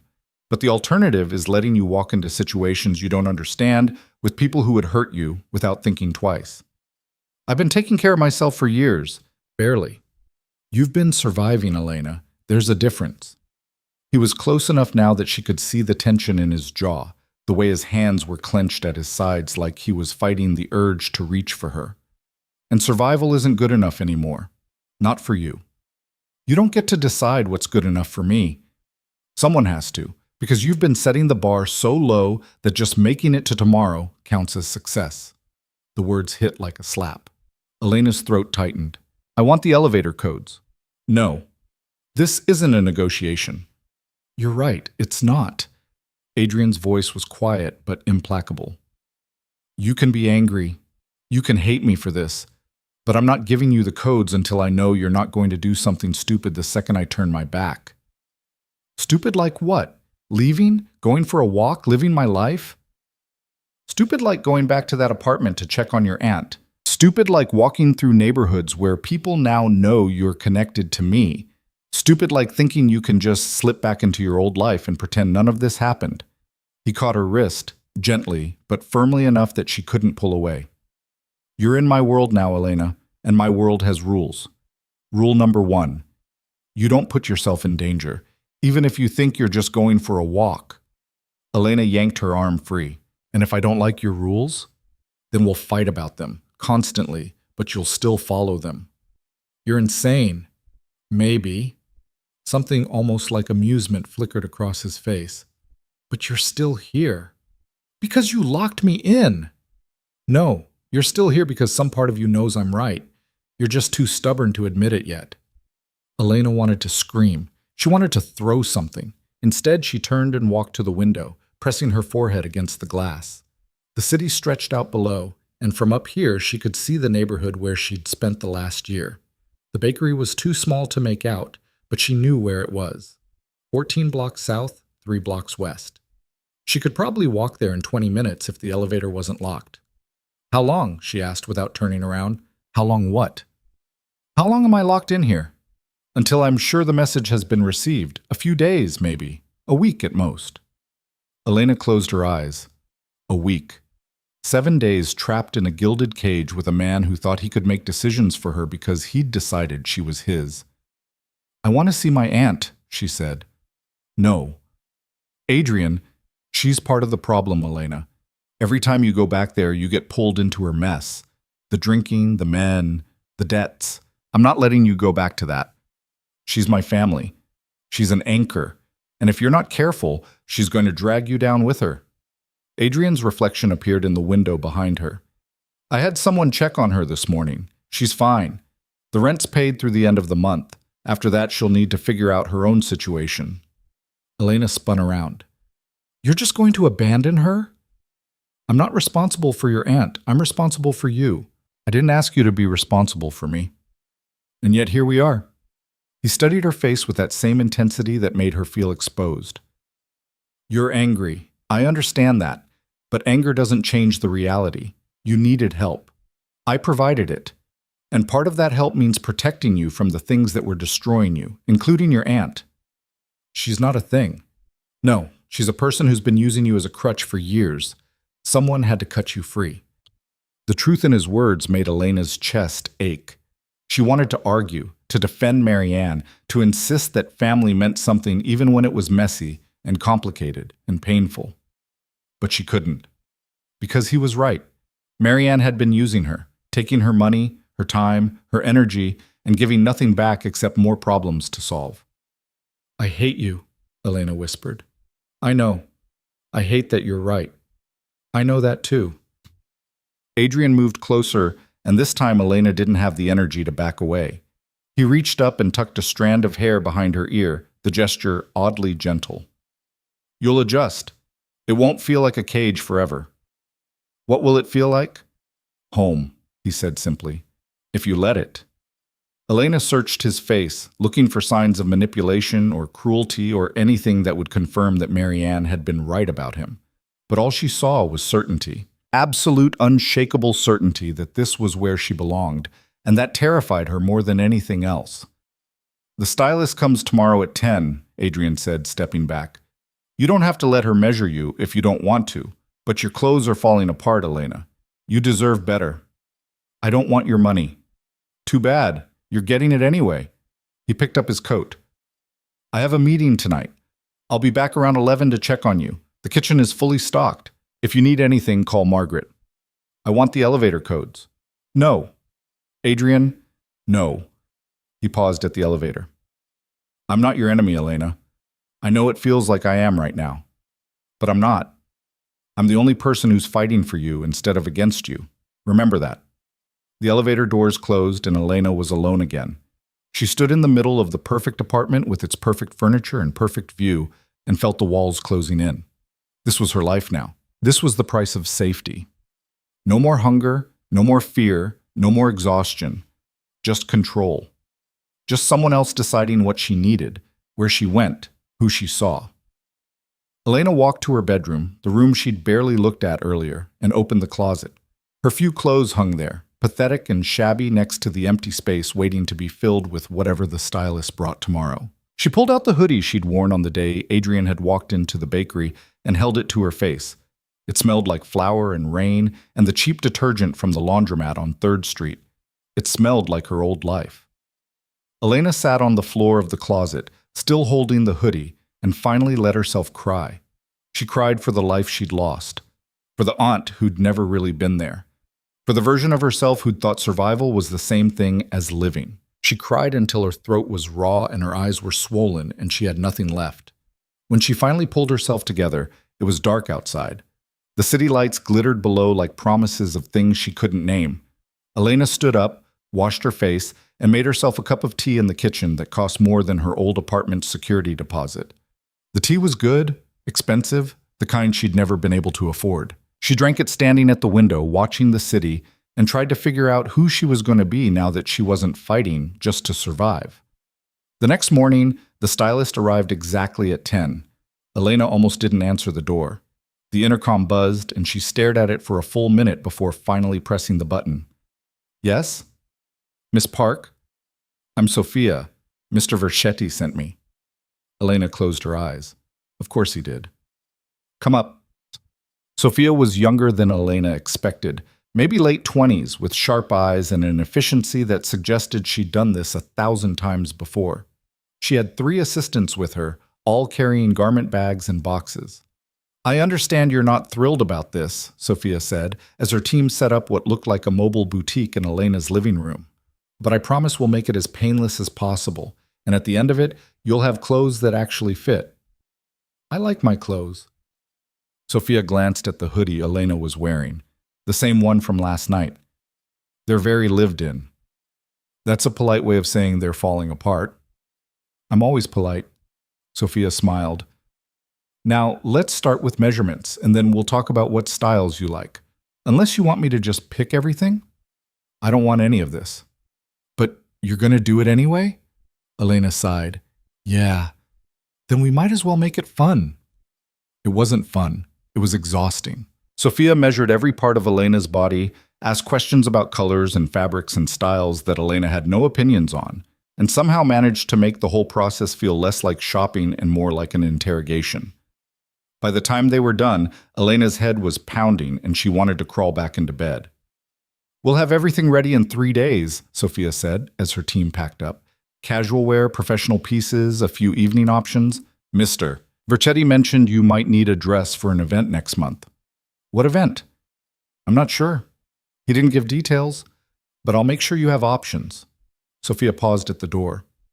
"For what it's worth, Miss Park, I've been dressing people for the Versetti family for 5 years. Adrian's never done this for anyone before. Usually, he just tells me to charge whatever his date wants to his account and calls it a day. But you? He sent me photos, notes about what colors he thinks you'd like, requests for practical pieces that would make you feel comfortable. He's paying attention. Whatever else you think about him, remember that." The door closed before Elena could respond. She spent the rest of the day reading. The apartment had a bookshelf full of classics, probably came with the furniture, and Elena pulled down a battered copy of Jane Eyre because it seemed fitting. Girl meets mysterious man with dark secrets and questionable decision-making skills. At least Jane had eventually gotten some agency in her own story. Elena was halfway through when the elevator opened and Adrian walked in. It was only 4 in the afternoon. Elena hadn't expected him until later. "You're early," she said without looking up from her book. "Meeting ended early." He set his briefcase down and loosened his tie. "How was the stylist?" "Invasive. Sophia's good at her job." "I don't want new clothes. We've established that." He sat down in the chair across from her. "We've also established that you're getting them anyway." Elena finally looked up. Adrian was watching her with an expression she couldn't read. Not quite concern, not quite satisfaction. Something in between. "Why are you really doing this, she asked. "And don't tell me it's because you think I need help. Rich guys don't just rescue broke girls out of kindness. So what do you want?" "You." The word hung in the air between them. "You want me," Elena repeated slowly. "Yes." "As what? A girlfriend? A mistress? Some kind of, as my wife." Elena's book fell from her hands. Adrian didn't move, didn't react, just kept watching her with that same steady gaze. "I want you as my wife. Not right away. You need time to adjust, to understand what this life entails. But eventually, yes. That's what I want." Elena couldn't breathe. "You're insane." "We've covered that already. I've known you for 3 days. I've known you for 2 years. That's not the same thing." Elena stood up, needing to move, to do something other than sit there while her entire world tilted sideways. "You can't just decide you want to marry someone you've been stalking." "I didn't decide 3 days ago. I decided the night I pulled those men off you in that alley." Adrian stood too, matching her movement. "I saw you fighting, refusing to give up even though you were outmatched and terrified. I saw the way you got back up when any sane person would have stayed down. And I knew." "Knew what?" "That you were mine. That I'd do whatever it took to keep you. That eventually I'd make you understand you belonged with me." Elena shook her head. "That's not love. That's obsession." "Call it what you want. Doesn't change the facts." "The fact that you're completely delusional? The fact that you're still here, like..." He closed the distance between them in 2 strides. "The fact that you took this apartment, that you let Sophia measure you, that you didn't fight me when I disabled the elevator. You're angry, yes, but you're not trying to leave. Because you won't let me leave." "I wouldn't stop you if you really wanted to go." His voice was quiet, certain. "You're not a prisoner, Elena. You're someone I'm protecting. There's a difference. And deep down, you know that." Elena's hands were shaking. "You don't love me. You don't even know me. I know you better than you think. I know you're terrified of being vulnerable. I know you'd rather starve than ask for help. I know you've spent so long being invisible that being seen feels dangerous." He reached out and cupped her face, his thumb brushing her cheekbone. "I know you're strong and stubborn and so tired of fighting. And I know that when you stop being afraid long enough to actually look at what I'm offering, you'll see it's not a cage. It's a chance to be more than what survival made you." Elena's breath hitched. She wanted to pull away. She wanted to tell him he was wrong about everything, but the words wouldn't come. I don't want to marry you, she whispered. Not yet, Adrian agreed, but you will. What makes you so sure? Because you're smart enough to recognize when someone actually sees you. And I see you, Elena. Every part. The broken pieces, the scared pieces, the pieces you try to hide. I see all of it, and I want it anyway. His hand was still on her face, warm and solid, and Elena hated how much she wanted to lean into it, hated how much she wanted to believe him. This is crazy, she said. Probably. You're asking me to marry someone I barely know. I'm telling you that eventually you'll marry me. There's a difference. His lips curved slightly. But I'm patient. Take your time. Get used to being here. Learn who I am. And when you're ready, we'll have this conversation again. And if I never agree? Adrian's expression shifted, something darker flickering behind his eyes. Then I'll wait, for as long as it takes. But make no mistake, Elena, you're mine. Whether it takes months or years for you to accept that is up to you. But the end result is the same. He dropped his hand and stepped back, giving her space to breathe. I have another meeting tonight, he said, his tone casual again, like they'd been discussing the weather instead of marriage. I'll be back around midnight. There's dinner in the fridge. Margaret left instructions for reheating. I'm not hungry. Eat anyway. He picked up his briefcase. And Elena, start thinking about what you want. I want to leave. No, you don't. You want to feel like you're in control, so take control. Tell me what you need. Not what you think you should want or what you think I want to hear. What do you actually need? The elevator doors opened. Adrian stepped inside and turned to face her. Think about it, he said. We'll talk tomorrow. The doors closed, and Elena was alone again with his words echoing in her head. What did she need? Safety, security, food in her stomach, and a place to sleep without fear. She needed to not be exhausted all the time. To not wake up every morning already dreading the day ahead. She needed exactly what Adrian was offering, and that terrified her more than anything else, because accepting what he offered meant accepting him, his control, his certainty that she belonged to him, his absolute conviction that eventually she'd be his wife. Elena picked up her book from where it had fallen and tried to keep reading, but the words blurred together, and all she could think about was the way Adrian had looked at her when he said she was his. Like it was already decided, like her opinion was just a formality, like he knew something about her future that she hadn't figured out yet. She read the same page 3 times before giving up and going to bed. Tomorrow, she told herself. She'd figure it out tomorrow. But as she lay in the dark in a bed that was too soft and sheets that were too expensive, she couldn't shake the feeling that there was nothing to figure out. Adrian had already decided, and whether she liked it or not, Elena was starting to believe he might be right. The week passed in a strange kind of suspension, like Elena was living in someone else's life and waiting for the real owner to come back and claim it. She woke up each morning in sheets that cost more than her old monthly rent, ate breakfast she didn't have to ration, and spent her days reading or staring out the windows at a city that looked cleaner from 40 floors up. Adrian came and went. Sometimes he stayed for dinner, sitting across from her at the dining table and asking questions about her day, like they were a normal couple instead of a captor and his unwilling guest. Sometimes he didn't come home until after midnight, and Elena would hear the elevator doors open from her bedroom and know he was checking to make sure she was still there. She always was. Not because she couldn't leave. On the 3rd day, Margaret had quietly given her an elevator keycard without Adrian's knowledge, whispering that every cage should have an emergency exit, but because Elena didn't know where she'd go. Back to the apartment where Marianne was probably already behind on rent again? To the bakery where Marco had stopped returning her texts? To the streets where people now knew she was connected to Adrian Versetti, which made her either untouchable or a target, depending on who was asking. So she stayed, and hated herself a little more each day for how easy it was getting. The new clothes arrived on schedule. Sophia and her team swept in with racks of garments that actually fit. Colors that didn't wash Elena out, fabrics that felt like they belonged on someone who mattered. Elena tried on a navy blue dress that hugged her body in ways her old clothes never had, and when she looked in the mirror, she almost didn't recognize herself. You look beautiful, Sophia said, adjusting the hem. Mr. Versetti was right about the color. It suits you. Elena stared at her reflection. The girl looking back didn't look like someone who'd been invisible her whole life. She looked like someone worth noticing. I look like I'm playing dress-up. You look like yourself, just better dressed. Sophia smiled. There's a difference between hiding and being comfortable, Miss Park. These clothes? They're the latter. After Sophia left, Elena hung everything in the closet and went back to wearing her old hoodie. It felt like rebellion, a small, pathetic rebellion, but it was hers. That night, Adrian noticed immediately. The clothes didn't fit? He asked, nodding at her hoodie as he set down his briefcase. They fit fine. Then why aren't you wearing them?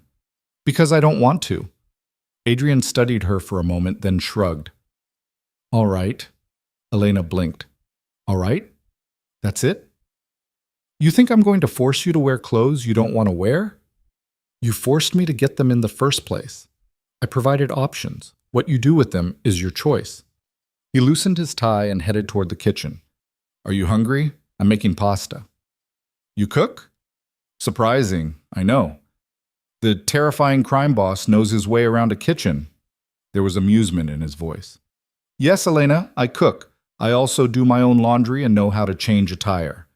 Shocking revelations all around. Despite herself, Elena followed him into the kitchen. She'd barely been in there except to make tea or grab food from the fridge. The idea of Adrian Versetti, the man who paid off $15,000 debts without blinking and owned half the city, cooking pasta felt absurd. But he moved around the kitchen with easy competence, pulling out ingredients and setting water to boil like he'd done it 1,000 times. Elena perched on one of the bar stools and watched, not sure what to do with this version of him. You don't have to watch me like I'm about to poison you, Adrian said without turning around. How did you know I was watching? Because you've been staring at me for the past 5 minutes. He glanced over his shoulder. If you're going to sit there, you might as well help. Can you dice tomatoes? Elena hesitated, then slid off the stool and joined him at the counter. He handed her a knife and a cutting board, and they worked in silence for a few minutes. It felt strangely domestic, normal in a way nothing else about her new life had been. My mother taught me to cook, Adrian said suddenly, before she died. She said men who couldn't feed themselves were useless. Elena's hand stilled. How old were you? 14? I'm sorry. Don't be. It was a long time ago. He added garlic to the pan and the smell filled the kitchen. She would have liked you. You don't know that. She liked people who fought back, people who didn't roll over the second things got hard. He turned the heat down and finally looked at her. You remind me of her, actually. Same stubbornness. Same refusal to accept help even when you clearly need it. Did she accept help? Eventually, when she realized my father wasn't going to stop offering. Adrian's expression softened slightly. He pursued her for 2 years. She told him no at least 100 times, but he knew what she needed even when she didn't. So he waited. And when she finally said yes, they had 20 good years together before the cancer took her. Elena's throat tightened. Is that what you think this is? Some romantic story where you chase me until I give in? No. I think this is me recognizing someone who deserves better than what life's given her and deciding to do something about it. He reached for the tomatoes she'd been cutting. The romance comes later, if you want it. And if I don't? Then we'll figure out something else. But you'll still be mine. That part's not negotiable. There it was again. That absolute certainty that made Elena want to scream and cry and possibly throw something. Instead, she went back to cutting tomatoes and tried to ignore the way her chest ached. They ate dinner together at the table. The pasta was good, better than anything Elena could have made, and for a while they didn't talk, just ate in comfortable silence while the city lights sparkled below. I want to see my aunt, Elena said finally. Adrian set down his fork. We've talked about this. No, you've talked about it. I've just listened. She met his eyes. I know you think she's bad for me, and maybe you're right. But she's still family. I can't just cut her off because you decided it's better for me. Even if cutting her off is better for you, that's my decision to make, not yours. Adrian was quiet for a long moment. Then he nodded. All right. I'll have a car take you tomorrow afternoon, 2 hours supervised. After that, we reassess. Supervised? You're not going into that neighborhood alone, not with the situation still unsettled. What situation? The one where your aunt's former creditors are trying to figure out why Adrian Versetti paid off a random girl's debts. The one where people are asking questions and making connections that could put you in danger. His tone was matter of fact. You want to see Marianne? Fine. But you do it with security. That's the deal. Elena wanted to argue, but the look in Adrian's eyes told her this was as far as he was willing to bend. Fine. Good. He went back to his pasta. Now tell me what you've been doing all week besides avoiding your new wardrobe. Reading, thinking, trying to figure out what the hell I'm doing here. And what have you figured out? Elena pushed food around her plate. That I'm tired of fighting, that this apartment is nicer than anywhere I've ever lived, that you scare me and I don't know if that's because you're dangerous or because part of me wants to believe everything you're saying. Both, probably. Adrian's voice was quiet. I am dangerous, Elena. I won't lie about that. But not to you, never to you. How can you be so sure? Because hurting you would be like hurting myself, and I'm not that self-destructive. The words should have sounded ridiculous, over the top, like something from a bad romance novel, but Adrian said them with such simple conviction that Elena almost believed him. Almost. The next afternoon, a black car arrived to take Elena to see Marianne. The driver was the same man from before, the one with silver hair and a weathered face, and there was another man in the passenger seat, younger, built like he spent his life in a gym, with a gun visible under his jacket. Elena climbed into the back seat and tried not to think about the fact that she needed armed guards to visit her own aunt. The drive took 15 minutes. Elena watched familiar streets pass by, and with each block she felt the weight of her old life settling back onto her shoulders. The boarded-up shops, the people huddled in doorways, the sense that everything here was just barely holding together. This was what she'd escaped. This was what Adrian had pulled her out of. The car stopped in front of her old building. Elena got out before anyone could help her, ignoring the way the younger guard tensed and climbed the stairs to the third floor. The hallway smelled the same, mildew and cigarettes and desperation. She knocked on the door. No answer. She knocked again, louder. Marianne? It's me. Elena. The door opened. Marianne stood there in a stained robe, her hair unwashed, her eyes bloodshot. She looked like she'd aged 10 years in the week since Elena had left. So you came back, Marianne said. I figured you'd forgotten about me by now. Can I come in? Marianne stepped aside. The apartment looked worse than when Elena had left. Empty bottles covered every surface. The sink was full of dirty dishes. There was a smell Elena couldn't identify and didn't want to. Nice dress, Marianne said, gesturing at the simple black dress Sophia had picked out. Guess the cage came with a wardrobe. I came to see if you're okay. Do I look okay? Marianne laughed, a harsh sound that turned into a cough. I lost my job. Rent's due in 3 days. But hey, at least I'm not living with a psychopath who thinks he owns people. Elena's jaw tightened. He doesn't own me. Keep telling yourself that, sweetheart. Meanwhile, you're wearing his clothes, living in his apartment, probably sleeping in his bed. I'm not sleeping with him. Yet. Marianne grabbed a bottle off the counter, whiskey from the label, and took a drink straight from it. But you will. That's how this works. He buys you pretty things, makes you feel special, and eventually you'll convince yourself you want him, that you chose this. Maybe I did choose this. Bullshit. You were scared and desperate, and he took advantage. That's not choice. That's coercion. Elena wanted to argue. She wanted to explain that Adrian had given her options, that she could have walked away, that she'd made the decision herself.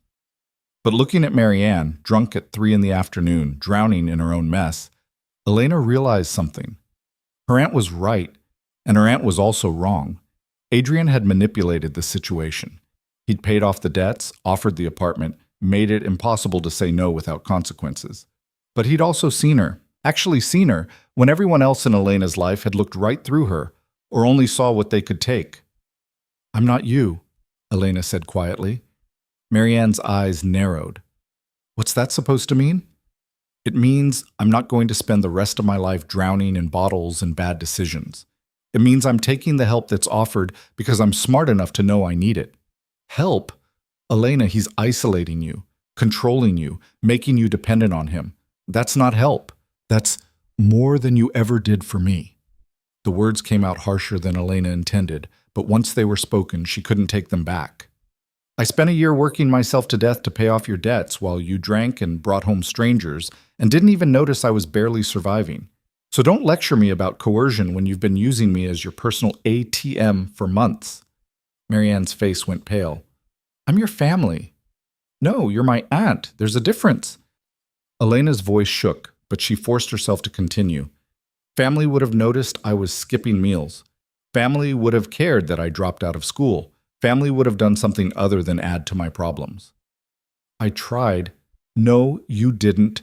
You just kept taking and expecting me to hold everything together while you fell apart. Elena's hands were trembling. I came here to check on you because I thought I owed you that. But I don't owe you anything. Not anymore. She turned toward the door. Elena, wait. I'll have someone send money for the rent, Elena said without looking back. After that, you're on your own. Figure it out or don't. But I'm done drowning with you. She walked out before Marianne could respond. The guards were waiting in the hallway, and they fell into step behind her as she descended the stairs. Elena's chest felt tight, her eyes burning with tears she refused to let fall. Not here, not where anyone could see. She made it to the car before the first sob broke free. The driver didn't say anything. Neither did the guard. They just let her cry, and when she finally pulled herself together 20 minutes later, they still didn't comment. Just handed her tissues and drove her home. Home. When had she started thinking of the penthouse as home? Adrian was waiting when she arrived. He took one look at her face and dismissed the guards with a gesture. What happened? He asked once they were alone. I told my aunt I was done. Elena's voice was hoarse from crying.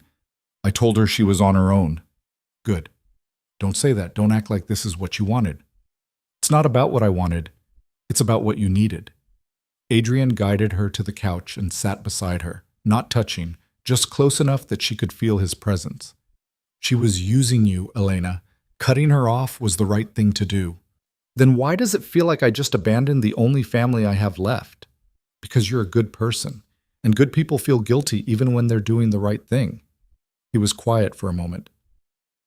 My father told me once that the hardest part of building something better is leaving behind the people who want to keep you in the mess.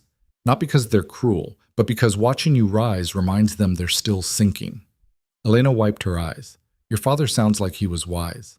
He was, and stubborn, and absolutely certain about the things that mattered. Adrian's lips curved slightly. You would have liked him too. Stop doing that. Doing what? Acting like I'm going to be part of your family, like this is permanent. It is permanent, Elena. Whether you accept that today or a year from now, you're mine. And I take care of what's mine. Elena closed her eyes. She was too exhausted to fight, too raw from the confrontation with Marianne to muster the energy to argue.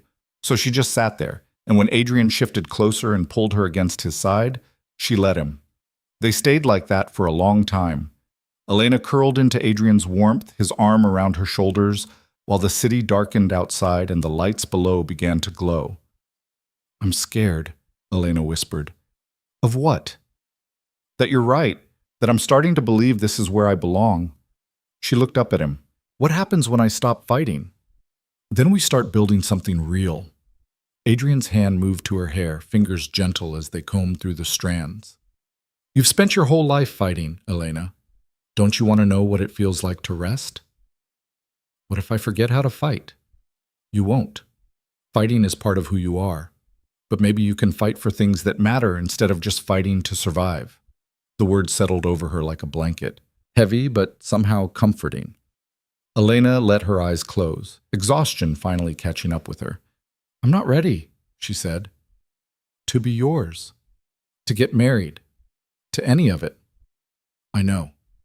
So why do you keep pushing? Because you need someone to push. Someone to tell you it's okay to want more than you've been settling for. His voice was quiet. I'll wait as long as you need, Elena. But I won't let you hide forever. Elena didn't have an answer for that. She just let herself drift, held by someone who saw her even when she tried to disappear, and tried not to think about how easy it was getting to lean on him. She woke up hours later in her own bed, still wearing the black dress, with a blanket pulled over her. Adrian must have carried her. The thought should have bothered her, being moved without her knowledge, handled like she was something fragile. But mostly she just felt grateful she hadn't had to walk. Her phone was on the nightstand. 3 missed calls from Marianne. Elena ignored them and went to take a shower. The next week passed in a new rhythm. Elena started wearing the clothes Sophia had picked out, not because Adrian asked, but because her old clothes reminded her of a version of herself she didn't want to be anymore. She started eating regular meals, noticing with surprise when her jeans got tighter because her body was actually healthy enough to gain weight. She started sleeping through the night without nightmares about eviction notices or unpaid bills. And she started looking forward to dinner with Adrian. It happened gradually. First, she just stopped avoiding him. Then she started asking questions about his work, his life, the city he seemed to know so intimately. He answered everything, never deflecting or making her feel stupid for not knowing. And slowly, the man who terrified her started to become just a man. Complicated and intense and yes, still dangerous. But also smart and funny in a dry way that caught her off guard and surprisingly patient with her mood swings and occasional bursts of anger. "You're different today," Adrian observed one night over dinner. Elena looked up from her food. "Different how?" "Less like you're planning my murder." "I'm still considering it, just haven't decided on a method yet." "Smart to take your time. Murder requires planning." His eyes crinkled slightly. "But you're smiling now when you threaten me. That's progress." Elena realized he was right. She was smiling. When had that started happening? "Don't let it go to your head," she said. "Too late." He reached across the table and caught her hand, his thumb brushing over her healed scar. The stitches had come out 3 days ago, leaving a thin line across her palm. "You're adjusting. Is that what we're calling it? You're happier, more rested, actually eating." His grip tightened slightly. "You're starting to trust me." "I don't." Elena started to protest, but Adrian shook his head. "You do. Maybe not completely, but enough that you're not flinching every time I get close. Enough that you let me carry you to bed last week without waking up and panicking. Enough that you're here, having dinner with me, instead of locked in your room pretending I don't exist." Elena wanted to argue, but he was right. She did trust him, or at least she was starting to. And that scared her more than anything else had. "What if you're wrong about me?" she asked quietly. "What if I'm not the person you think I am?" "You're not. You're better." Adrian released her hand and went back to his food like he hadn't just said something that made Elena's chest ache. "The person I thought you were would have taken the apartment and never looked back. Would have let me control everything without question. But you fight me. You push back. You tell me when you think I'm wrong. That's the person I actually want, not some fantasy." "Even when I'm difficult?" "Especially when you're difficult. Easy is boring, Elena. I don't want easy. I want you." The words hung between them, heavy with promise and threat in equal measure. That night, Elena lay in bed and stared at the ceiling, thinking about everything that had changed in 2 weeks. She'd gone from invisible to seen, from starving to fed, from sleeping in a room the size of a closet to sleeping in a bedroom bigger than her old apartment. She'd gone from alone to whatever this was with Adrian. Her phone buzzed, a text from an unknown number. Elena almost ignored it, but something made her open it. The message was short. "You're in danger. They're coming for you tomorrow. Get out now." Elena's blood went cold.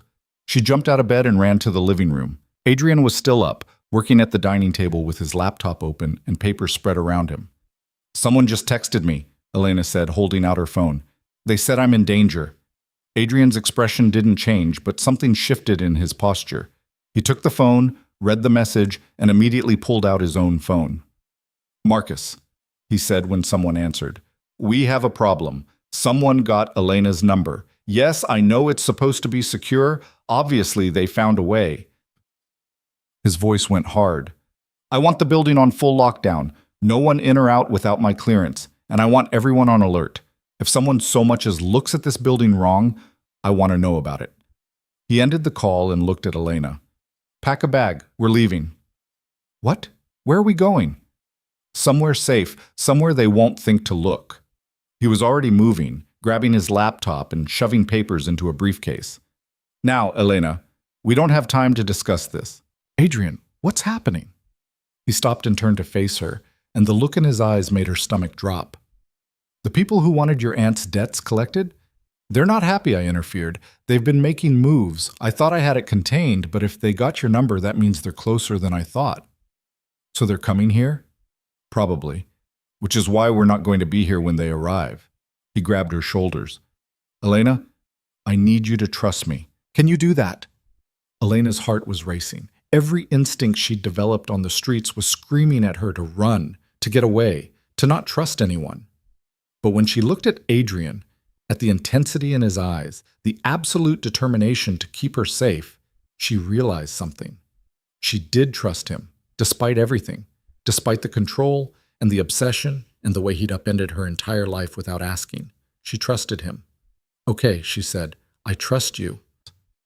Something flashed in Adrian's eyes. Relief, maybe, or satisfaction. And then he was moving again, pulling her toward the bedroom. 5 minutes, he said. Grab whatever you can't live without. Everything else can be replaced. Elena threw clothes into a bag with shaking hands while Adrian made more calls.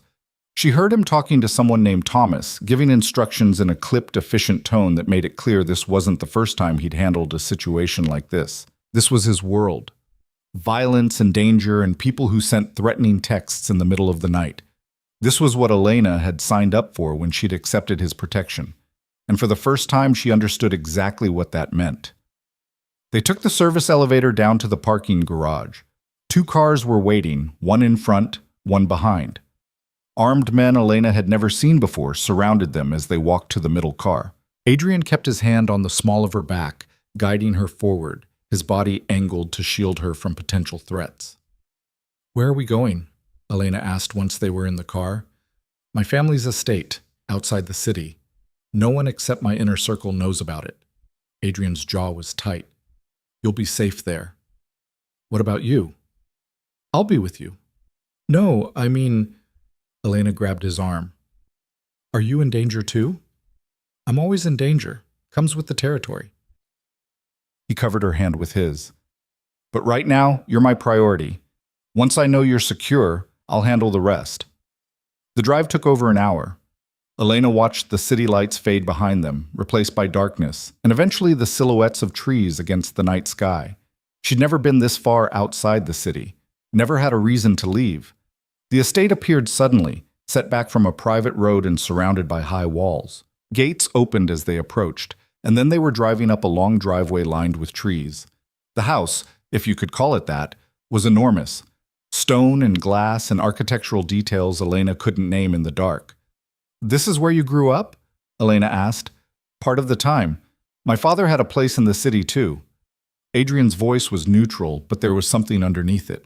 Memory, maybe. Or loss. My mother loved it here, said the city was too loud for her.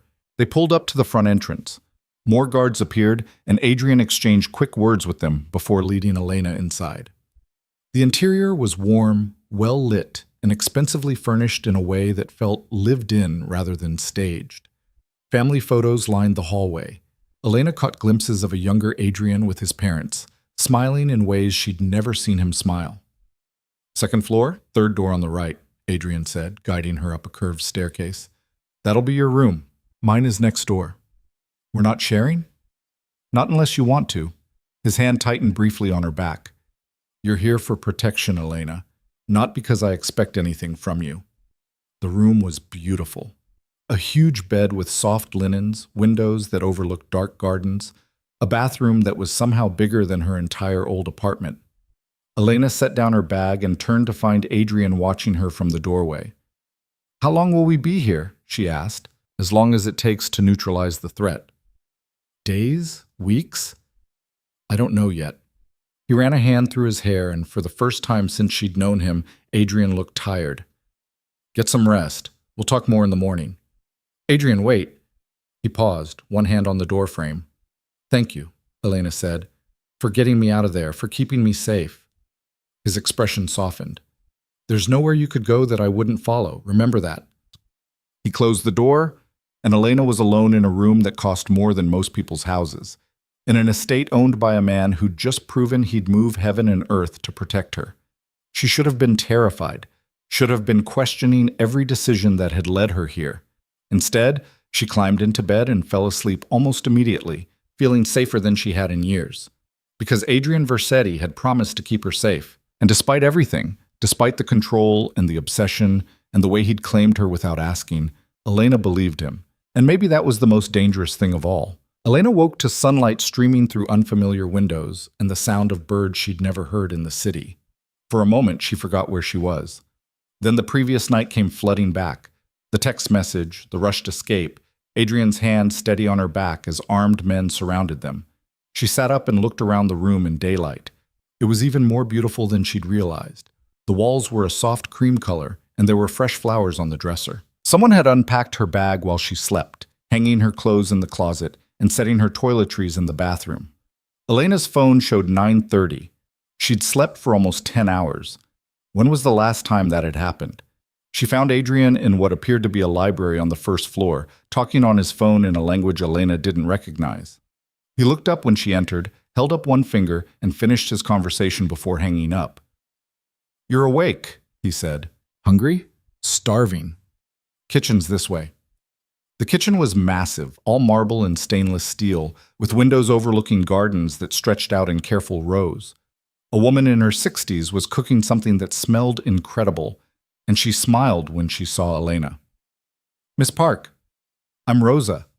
I manage the house. Sit. I'll make you breakfast." "You don't have to, Nonsense. Mr. Adrian already told me you don't eat enough. I'm fixing that." Rosa was already pulling out eggs and bread.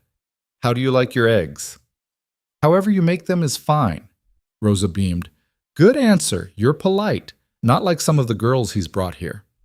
Adrian cleared his throat. "Rosa." "What?" "I'm just saying, this one has manners." Rosa cracked eggs into a pan. "And she looks at you different than the others, like she actually sees you instead of just seeing your wallet." Elena felt her face heat.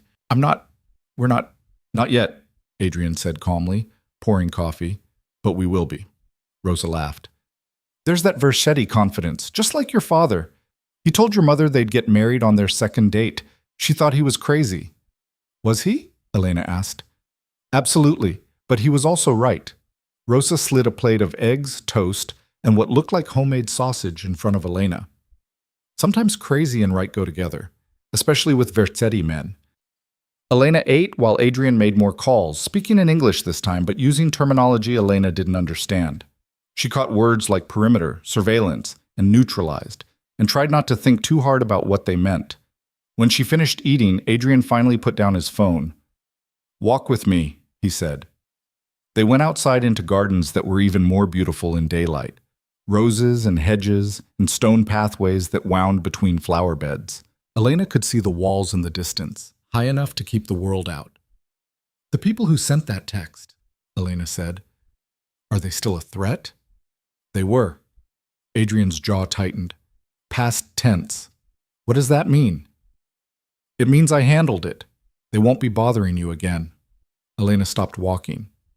"Adrian, what did you do?" "What I had to do to keep you safe." He turned to face her. "These weren't reasonable people, Elena. They weren't going to accept a buyout or a negotiation. They wanted to send a message by hurting you, so I sent one back." "By doing what?" "Do you really want to know?" Elena opened her mouth, then closed it. Did she want to know? Did she want confirmation that the man who cooked her pasta and carried her to bed was also capable of violence she couldn't imagine? "No," she said finally. "I don't think I do." "Smart." Adrian started walking again. "But Elena, you need to understand something. This is my world. Violence, threats, people who solve problems with blood instead of words. If you're going to be with me, really be with me, you need to accept that part of who I am. I'm not with you. Yet." He shot her a look. "But you're getting closer. I can tell." He was right, and that bothered her more than the violence did. Because somewhere in the past 3 weeks, Elena had stopped seeing Adrian as her captor and started seeing him as something else, someone else. A man who noticed when she wasn't eating, who remembered how she took her coffee, who looked at her like she was the most important thing in his world. "What happens now?" Elena asked. "We stay here for a few days. Make sure there are no loose ends. Then we go back to the city." "And then?" Adrian stopped at a stone bench and sat down, pulling Elena down beside him. Then we keep doing what we've been doing. You adjust. I wait. And eventually, you stop fighting the fact that you belong with me. What if I never stop fighting? Then I'll spend the rest of my life proving you wrong. His hand found hers, fingers threading through hers with a certainty that made her chest tight. I'm patient, Elena. I can wait as long as it takes. Even if it takes years? Even then. Elena looked down at their joined hands. His were bigger, scarred across the knuckles in ways that suggested he'd used them for violence. But they were also gentle with her. Always gentle. I'm scared, she admitted. Of what? That I'm going to forget how to want anything else. That I'm going to get so used to this, to you, that I won't remember what it was like to make my own choices. Adrian was quiet for a moment. Then he lifted her hand and pressed it against his chest, right over his heart. Feel that? Elena nodded. His heartbeat was steady under her palm. That's yours, Adrian said. Has been since the night I pulled those men off you. I didn't choose it any more than you chose to survive your childhood. It just is. He covered her hand with his. You think I'm taking away your choices? I'm giving you the only choice that matters. Stay with me. Let me love you. Build something better than what either of us had before. Everything else, where you go, what you do, who you become, that's up to you. But this? He pressed her hand harder against his chest. This is already decided. That's not how love works. Then tell me how it works, Elena. Because from where I'm standing, love is recognizing the person you can't live without and refusing to let them go. Love is also letting people make their own mistakes, letting them be free. You want freedom? Adrian released her hand. Fine. There's a car in the garage. Keys are in the ignition. You can leave right now. I won't stop you. I won't follow. You can walk away from this, from me, and I'll let you go. Elena stared at him. You're lying. I'm not. His expression was serious. You want to prove you still have choices?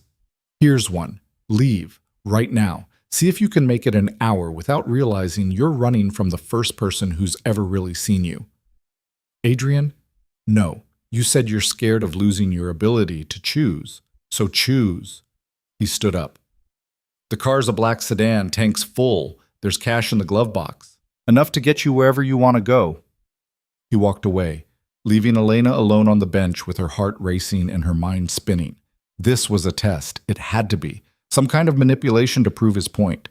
Except Adrian had never lied to her, never promised something he couldn't deliver. If he said she could leave, he meant it. Elena stood up and walked toward the house. Past Rosa in the kitchen, who smiled and didn't ask questions. Past the library where Adrian had been making calls. Down a hallway to the garage. The black sedan was exactly where he'd said it would be. Keys in the ignition. She opened the glove box. Cash, just like he'd promised, enough to get her anywhere in the country if she wanted. Elena sat in the driver's seat with her hands on the steering wheel and tried to imagine leaving. She'd go back to the city, find an apartment she could actually afford, maybe get her job back at the bakery, or find something similar. She'd be free, independent, making her own choices again. The thought made her feel hollow, because what would she be going back to? A life where she worked herself to exhaustion for pennies? Where she ate one meal a day and called it enough? Where nobody noticed if she was tired or hurt or slowly drowning? Adrian noticed. Adrian saw her. Adrian had upended his entire life to keep her safe from threats she hadn't even known existed. And somewhere along the way, she'd stopped wanting to run from that. Elena got out of the car and walked back to the house. She found Adrian in his study, standing at the window with his back to the door. His shoulders were tense, and she realized he'd expected her to actually leave. He'd given her the choice, fully prepared for her to take it. I'm still here, Elena said. Adrian turned around. The relief on his face was so raw it made her chest ache. Why? He asked. Because you're right. I can't make it an hour without realizing I'd be running from the only person who's ever fought for me instead of against me. Elena crossed the room until she was standing right in front of him. Because I'm tired of fighting, and because maybe, just maybe, I'm starting to believe you when you say, I belong with you. Adrian's hands came up to cup her face, his touch reverent. Say it again. I belong with you. Do you mean it? Elena searched his eyes and found the truth sitting heavy in her chest, impossible to deny anymore. Yes, I mean it. Adrian kissed her. It wasn't the gentle, careful kiss she'd expected. It was hungry and desperate, like he'd been holding back for weeks and couldn't anymore. Elena kissed him back with the same intensity, pouring all her confusion and fear and unexpected longing into it. When they finally broke apart, both breathing hard, Adrian rested his forehead against hers. "Marry me," he said. Elena laughed, shaky and a little wild. "You're insane." "We've established that. Marry me anyway." "Adrian, it's been 3 weeks. I've wanted you for 2 years. 3 weeks, 2 years, 10 years, doesn't change anything." His thumb brushed her cheekbone. "Marry me, Elena. Let me give you the life you deserve." "I don't even know what that life looks like." "Then we'll figure it out together." He pulled back enough to meet her eyes. "I'm not asking you to be perfect. I'm not asking you to stop fighting or stop questioning or stop being exactly who you are. I'm just asking you to do it with me, as my wife." Elena's throat was tight. "What if I say no?" "Then I'll ask again tomorrow, and the day after that, until you say yes." "That's harassment.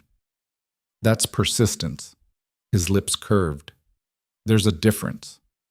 Elena knew she should say no, should tell him they needed more time, that marriage was too big a step, that she wasn't ready.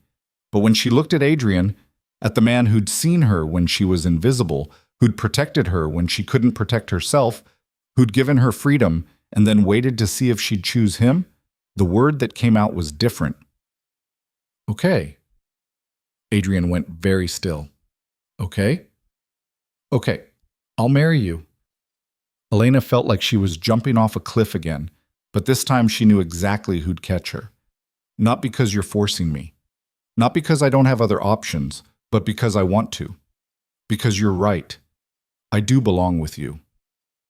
The kiss this time was different, slower, deeper, full of promise instead of desperation. When Adrian finally pulled back, he was smiling in a way Elena had never seen. "We're getting married tomorrow," he said. "Tomorrow? Adrian, I've waited 2 years. I'm not waiting another day." He was already pulling out his phone. "Rosa can handle the arrangements. We'll do it here, in the garden. Small. Just us and a few witnesses." "What about my aunt?" Adrian's expression shifted. "Do you want her there?" Elena thought about Marianne, about the woman who'd used her and ignored her and made her feel like a burden, about the last time they'd spoken, when Elena had finally told the truth. "No," Elena said. "I don't." "Good." Adrian made a call, speaking rapidly to someone about marriage licenses and officiants and flowers. Elena listened in a daze, still trying to process the fact that she'd just agreed to marry someone she'd known for less than a month. She should have been terrified, should have been second-guessing everything. Instead, she felt calm, like something that had been broken inside her was finally clicking into place. The next 24 hours passed in a blur. Rosa transformed the garden into something out of a fairy tale, with white flowers and candles and an arch covered in roses. Sophia appeared with a dress, simple, elegant, white, that fit Elena like it had been made for her, because it probably had been. Adrian had probably had it commissioned weeks ago, certain she'd say yes eventually. The realization should have annoyed her. Instead, it made her smile. That evening, Elena stood in front of the mirror in her room and barely recognized herself. The girl looking back was healthy, rested, wearing a dress that cost more than she'd made in a year. But more than that, she looked happy. Actually happy, not just surviving. There was a knock on the door. Margaret Chen stepped in, carrying a small box. "From Mr. Versetti," she said, handing it to Elena. "He wanted you to have this before the ceremony." Inside was a necklace, simple, beautiful, with a single diamond pendant, and a note in Adrian's handwriting. "This was my mother's. She'd want you to have it." Elena's hands shook as she fastened it around her neck. The ceremony happened at sunset, with the garden bathed in golden light.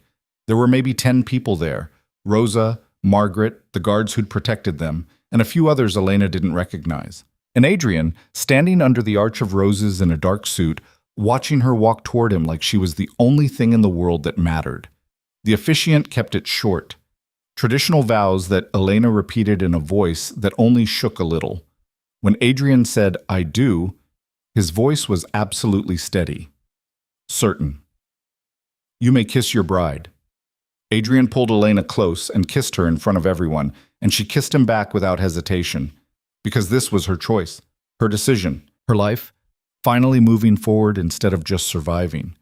When they broke apart, Adrian whispered against her lips, "Mine."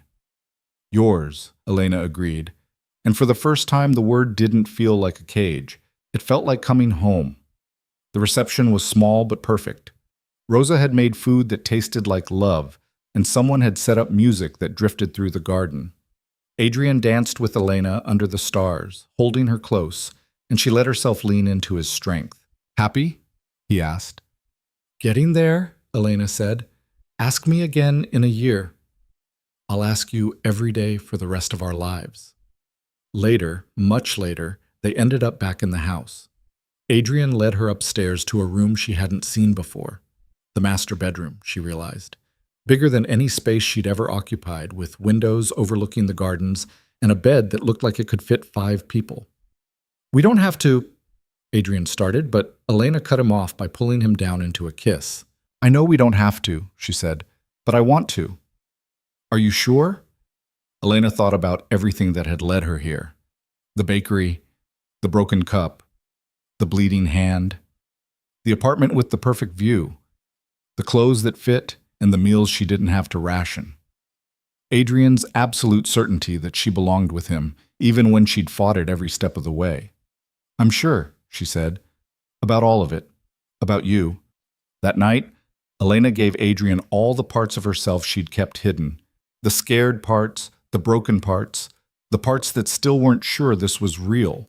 And he took them all, treated them like they were precious, and gave her his own broken pieces in return. The next morning, Elena woke up as Elena Versetti. The name felt strange on her tongue, like wearing someone else's clothes. But when Adrian pulled her close and kissed her shoulder, murmuring good morning against her skin, it also felt right. They stayed at the estate for another week. Adrian worked from his study, handling business that Elena didn't ask about. She read in the library, walked the gardens, and let Rosa feed her meals that were slowly adding healthy weight to her frame. And every evening, Adrian would finish working and find her. And they'd have dinner together like they'd been doing this for years instead of weeks. "We need to talk about what happens when we go back to the city," Adrian said one night. "What about it?" "You'll have responsibilities, appearances to keep up. People will know you're my wife, which means you'll be a target for anyone who wants to get to me." His expression was serious. "I need you to understand what you signed up for. I signed up for you. Everything else is just details." "These details could get you killed, Elena." "Then I guess you'll have to make sure that doesn't happen." She reached across the table and caught his hand. "I'm not afraid. Not anymore. You should be. My world is dangerous. So is mine. At least in your world, I'm not alone." Something shifted in Adrian's expression. "No, you're not alone. Not ever again." They returned to the city the following week. The penthouse felt different now, less like a cage and more like the home Adrian had promised it would become. Elena's clothes hung in the closet next to Adrian's. Her books filled the shelves. Her coffee mug had a permanent place beside his in the kitchen. Margaret appeared the day after they returned with a proposal. "The Versetti Foundation needs a director. It's been vacant since Adrian's mother passed. The position is yours if you want it." Elena blinked. "I don't know anything about running a foundation. You know about surviving, about what it's like to need help and not get it. That's more valuable than any business degree." Margaret smiled. "Think about it. No pressure. But Adrian thinks you'd be good at it." Elena did think about it. For 3 days she thought about it. Then she said yes. The foundation worked with at-risk youth, helping kids who were exactly where Elena had been a few months ago. Hungry, scared, invisible. Elena threw herself into the work with an intensity that surprised everyone, including herself. She visited shelters and schools, talked to kids who looked at her like she was from another planet because she had nice clothes and didn't look tired all the time. "I was you," she told a 16-year-old girl who reminded her painfully of herself. 6 months ago, I was working at a bakery, skipping meals, living in a place that should have been condemned. I know what it's like, and I'm telling you, it gets better. If you let it. The girl looked skeptical. How? Sometimes someone reaches out, and sometimes you're brave enough to take their hand. Elena pulled out a card. This is my number. You need anything, food, a place to stay, someone to talk to, you call me. Anytime. Why would you help me? Because someone helped me, and now I'm paying it forward. The work was hard, harder than anything Elena had done before, but it was also meaningful in ways the bakery never had been. She was making a difference, helping kids who needed someone to see them, the way Adrian had seen her. 3 months after the wedding, Elena came home to find Adrian waiting with champagne and an expression she couldn't read. What's wrong? She asked. Nothing's wrong. Something's right. He poured 2 glasses and handed her one. The last of your aunt's former creditors just accepted a settlement. They're officially out of our lives. Elena let out a breath she hadn't realized she'd been holding. It's really over? It's really over. You're safe. Completely, permanently safe. Elena set down her glass and walked into Adrian's arms. He held her tight, and she pressed her face against his chest and let herself feel it. The relief, the peace, the absolute certainty that she was exactly where she was supposed to be. Thank you, she whispered. For what? For seeing me, for refusing to let me disappear, for being patient while I figured out that you were right. Adrian pulled back enough to look at her. I wasn't right about everything. You're not mine because I claimed you, Elena. You're mine because you chose me. There's a difference. Is there? Yes. He cupped her face, thumb brushing her cheekbone. I wanted you from the moment I saw you fighting in that alley, but wanting someone doesn't make them yours. You deciding to stay? You choosing this life, this marriage, me? That's what makes you mine, your choice. Always your choice. Elena kissed him, pouring everything she couldn't say into it. When they broke apart, both breathing hard, she rested her forehead against his. I love you, she said. The words felt huge, terrifying, absolutely true. I know I haven't said it before, but I do. I love you. Adrian's arms tightened around her. I know. I've known since the day you came back from visiting your aunt and chose to stay. You never said anything. I was waiting for you to be ready to say it. He kissed her forehead. I love you too, Elena. More than I thought I could love anyone. More than is probably healthy or sane. You're everything I didn't know I needed. They stood there in the middle of the penthouse, holding each other, and Elena thought about the girl she'd been 6 months ago. Invisible, exhausted, convinced she didn't deserve better than survival. That girl was gone. In her place was someone stronger. Someone who'd learned that accepting help wasn't weakness, that letting someone in wasn't surrender, that love could look like obsession from the outside but feel like salvation from the inside. That night, curled up in bed with Adrian's arm around her waist, Elena finally let herself believe it. She was safe. She was loved. She was exactly where she belonged. 6 months later, Elena stood in front of a crowd at the Foundation's annual gala, wearing a dress that cost more than her old apartment and feeling only slightly ridiculous about it. Adrian was somewhere in the crowd, watching her with that intensity that still made her chest tight. When I was 18 years old, Elena said into the microphone, I was invisible, working a dead-end job, living in a place that was falling apart, convinced that survival was the best I could hope for. I was wrong. She paused, finding Adrian's eyes in the crowd. Someone saw me. Someone refused to let me disappear.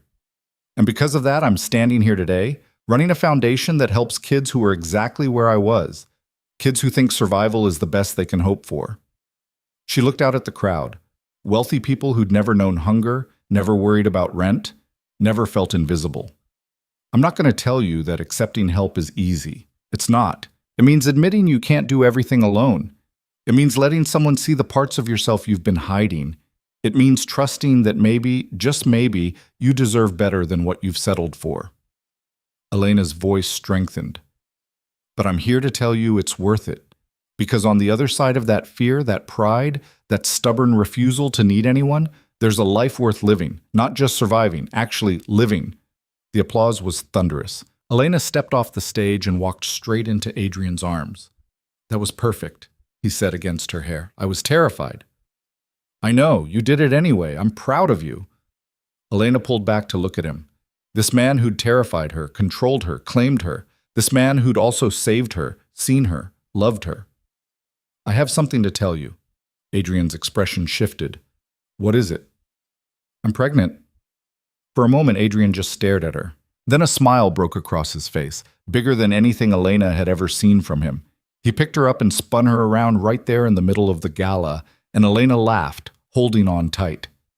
How long have you known? He demanded when he finally set her down. 2 days. I wanted to tell you somewhere special, but then I was standing up there talking about new lives and second chances, and I couldn't wait another minute. Adrian's hands came to rest on her stomach, reverent. We're having a baby. We're having a baby, Elena confirmed. Are you happy? Happy? Adrian pulled her close again. Elena, you've given me everything, a reason to be better than I was, someone to fight for instead of just fighting. And now this? He kissed her, soft and deep. I'm more than happy. I'm grateful. Every single day, I'm grateful you took a chance on me. You didn't really give me a choice, Elena pointed out, but she was smiling. No, I gave you every choice. You just finally picked the right one. Elena laughed and kissed him again, surrounded by people, but feeling like they were the only two in the room. That night, lying in bed with Adrian's hand on her stomach and their future stretching out in front of them, Elena thought about how far she'd come. From invisible to seen, from surviving to living, from alone to loved in ways she hadn't known were possible. It hadn't been easy. It hadn't been smooth. There had been fights and fears and moments when Elena had been convinced she was making the worst mistake of her life. But here, now, with Adrian's baby growing inside her and a life she'd built from the ashes of who she used to be, Elena knew the truth. Sometimes the scariest thing wasn't the cage. It was realizing the door had always been open, and you'd just been too afraid to walk through it. Sometimes freedom looked like choosing to stay. Sometimes love looked like letting someone see every broken part of you and trusting them to handle those pieces with care. And sometimes the man who claimed you without asking turned out to be the one who'd give you everything you'd been too scared to want. Elena Versetti, born Elena Park, invisible girl who'd worked in a crumbling bakery and thought survival was enough, fell asleep in her husband's arms and dreamed of the future they'd build together. A future where their child would never know what it felt like to be invisible, where love wasn't something you earned through suffering, but something you accepted because you deserved it, where home wasn't just a place, but a person who refused to let you disappear. She'd been claimed, she'd been seen, she'd been loved, and in the end, that had made all the difference.